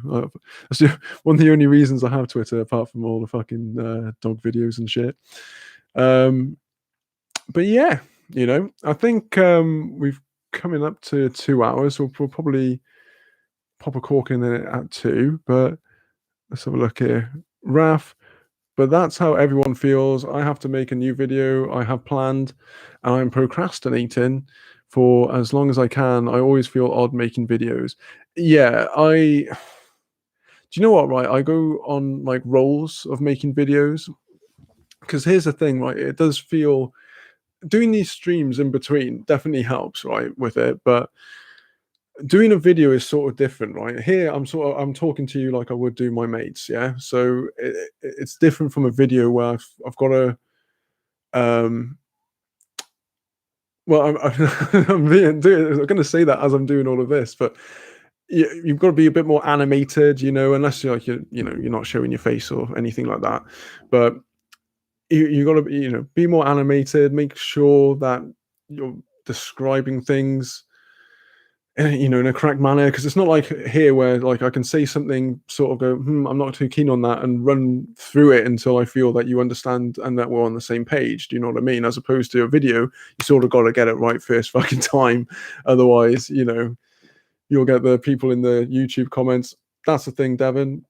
Um, when you first start, you're gonna get. Here's two things that are inevitably going to happen, right? And it happens to everyone. Happened to me. You'll get hung up on the analytics, and you're going to get hung up on comments, right? And but like the comments thing is cool when you're receiving good comments, but there will come a point when you get like shitty comments from people. And I remember my first thing, right? So one of my first comments I ever received was it was for the I think it was a neckbeard video I did when I was like sort of toying around with what I was going to do, and the comment was, "Nope, doesn't work." So I thought, oh well, I'll kill this motherfucker with kindness, right? So I was just like, oh wow, well I'm new to this sort of thing, and any pointers that you have would be greatly appreciated. Blah, blah, blah, you know. Um, and then I actually looked at the dude's channel, and it was like one subscriber, um, and they just like sort of hated on stuff and all of this kind of thing. And I was like, right, okay. This person's and he never came back and was like, oh well, no, it's good that you're starting, but here's how you could improve or whatever, or this is what sort of lost my interest or whatever. It was just some people just like to word vomit, basically. So unless like people are coming out with like some legit criticism, then don't listen to those motherfuckers, man. Because like a lot of the time, people just like want to, shit on you because they can. Also, if you're talking about people who have stands, which I found out with my Dolan twins one, sometimes people aren't even going to like talk about your video. They're just going to jump in and start fighting with people in the comments and not even watch the video for a single solitary second. So yeah, little pitfalls. And with the analytics, you will look at the analytics loads to begin with. It's sort of inevitable, because you're like, oh, I got a viewer. Oh shit! It's got 20 views. I remember when I was getting stoked for every little crumb that came my way in terms of my channel, and then there comes a point where it can sort of be detrimental, because then you're just like refreshing the page, to be like, oh my god, is it? Oh well, oh my god, it has. Oh, So yeah, it's a little pitfall or whatever. But if you ever want any sort of pointers and shit, I'm obviously not expert YouTube man, but it's anything that you want to run by me, certainly feel free. I'm always good to chat about these kinds of things. Well,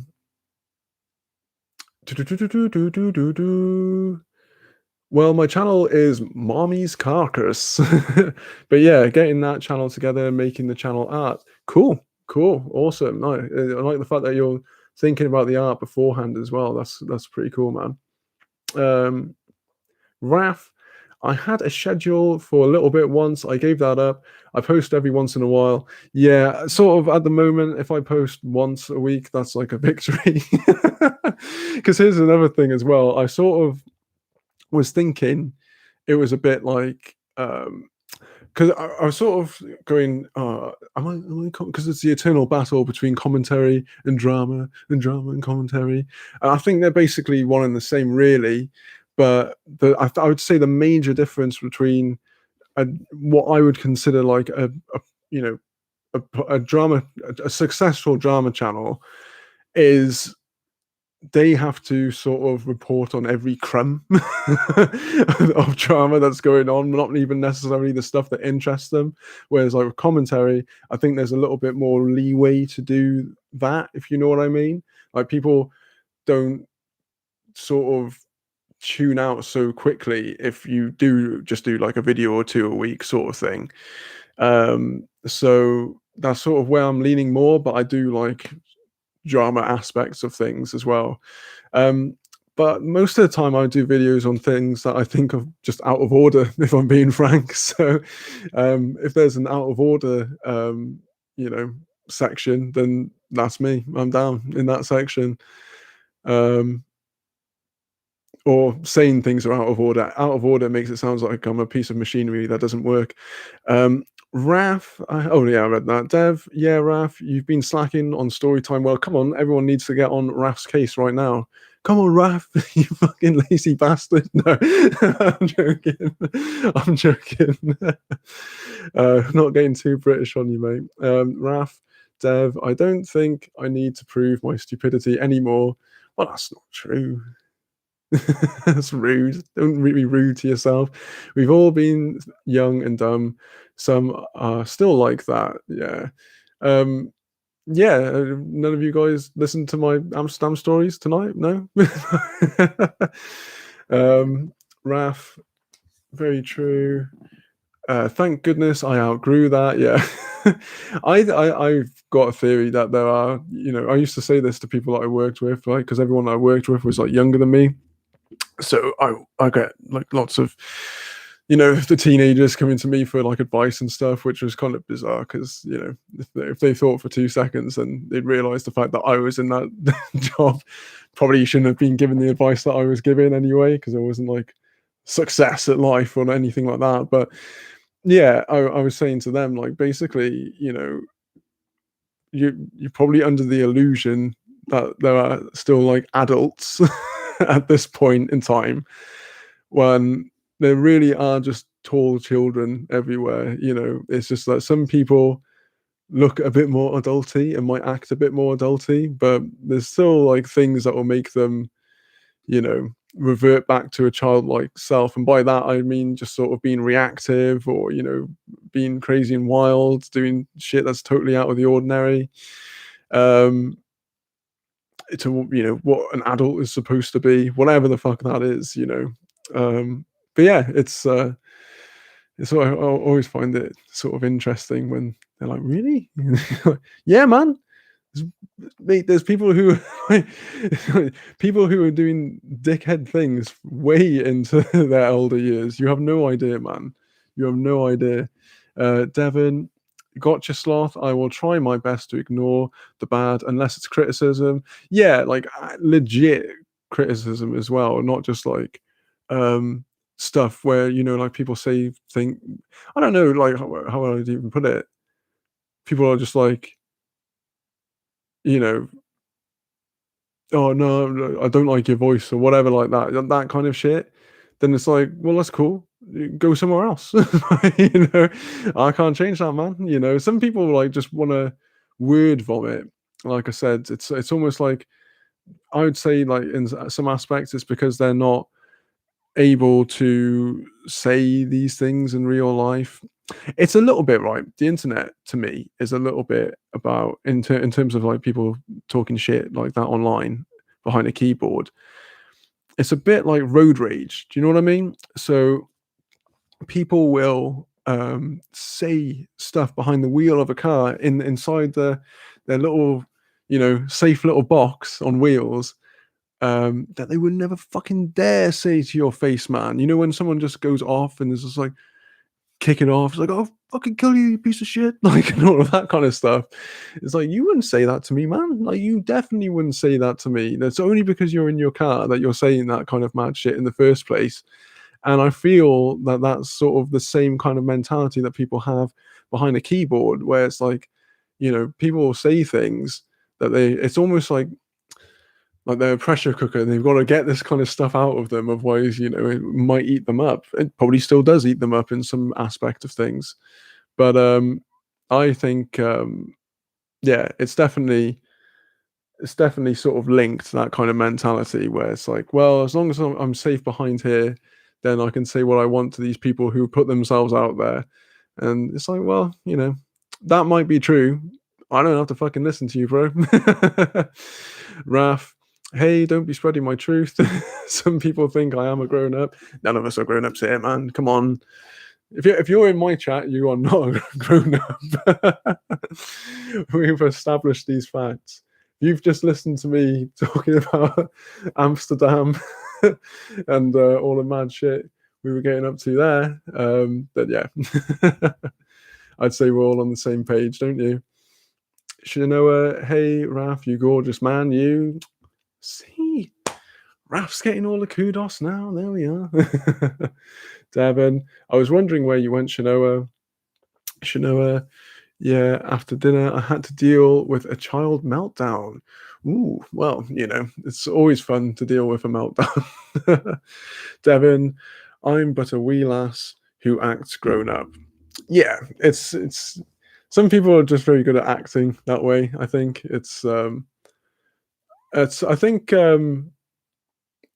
maybe that's why like people are always sort of like no one ever gets my age right. I think part of that is because, I do look younger than I am, you know, but it's also probably how I talk and everything. And like, I don't, there's not sort of that like what they think is like a barrier that you have when you're like my age, maybe. I don't know. I don't know what people expect a 33-year-old to look and sound like, but yeah, it's kind of weird. It's weird to me because all of my friends are sort of similar to me in the way that like none of us look. We've all sort of stayed the same age for like the last 10 years, pretty much.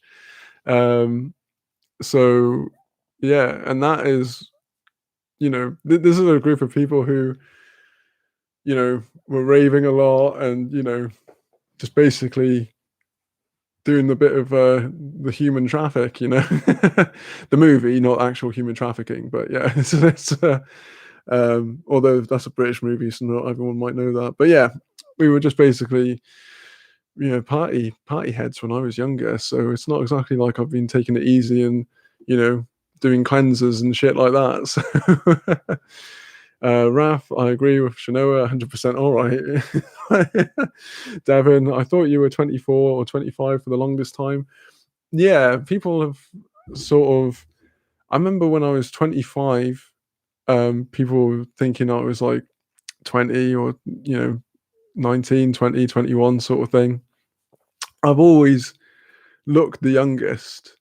Um, Even actually when I was in school, like because I was like the shortest in the year at one point anyway. And yeah, I think stuff just kicked in for me when I was 17. So I went from being like between 5'4", 5'6" to 6'1" in like a year when I was went from like 16 to 17. Um, so yeah, I don't know. It's kind of weird. I think maybe there's a portrait of me somewhere just getting ranker and ranker. Who knows? But anyway, I think we'll probably wrap that up there. I can feel my voice going. I don't know how people do, those Twitch streams that go on for like, hours and hours and hours because my voice starts going. I don't know if that's just because I don't talk to a hell of a lot of people in, vocally during the day these days since being in quarantine and the aftermath and whatnot. But yeah, I'll have to fix that if I want to do Twitch streams at some point at least. But yeah, I hope everyone has had a nice stream at least. I hope you've learned stuff. What have we learned today, kids? We've learned that in Amsterdam you can do this, that, and the other. When I started college uni, I had to get a parent's permission slip for a field trip because I was underage. Embarrassing. It's funny. Yeah, my first drinking holiday. Oh man, so I was 17. So I'd only just, gotten tall, but No, yeah, no, I had, yeah. So because even everyone was 18 and I was still 17, um, and yeah, oh, fucking hell. Not getting into that one. That one will be next time.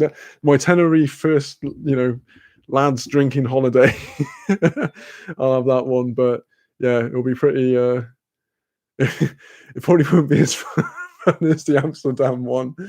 It'll be a lot of like, oh dear, I can't believe that. Like, so yeah, there we go.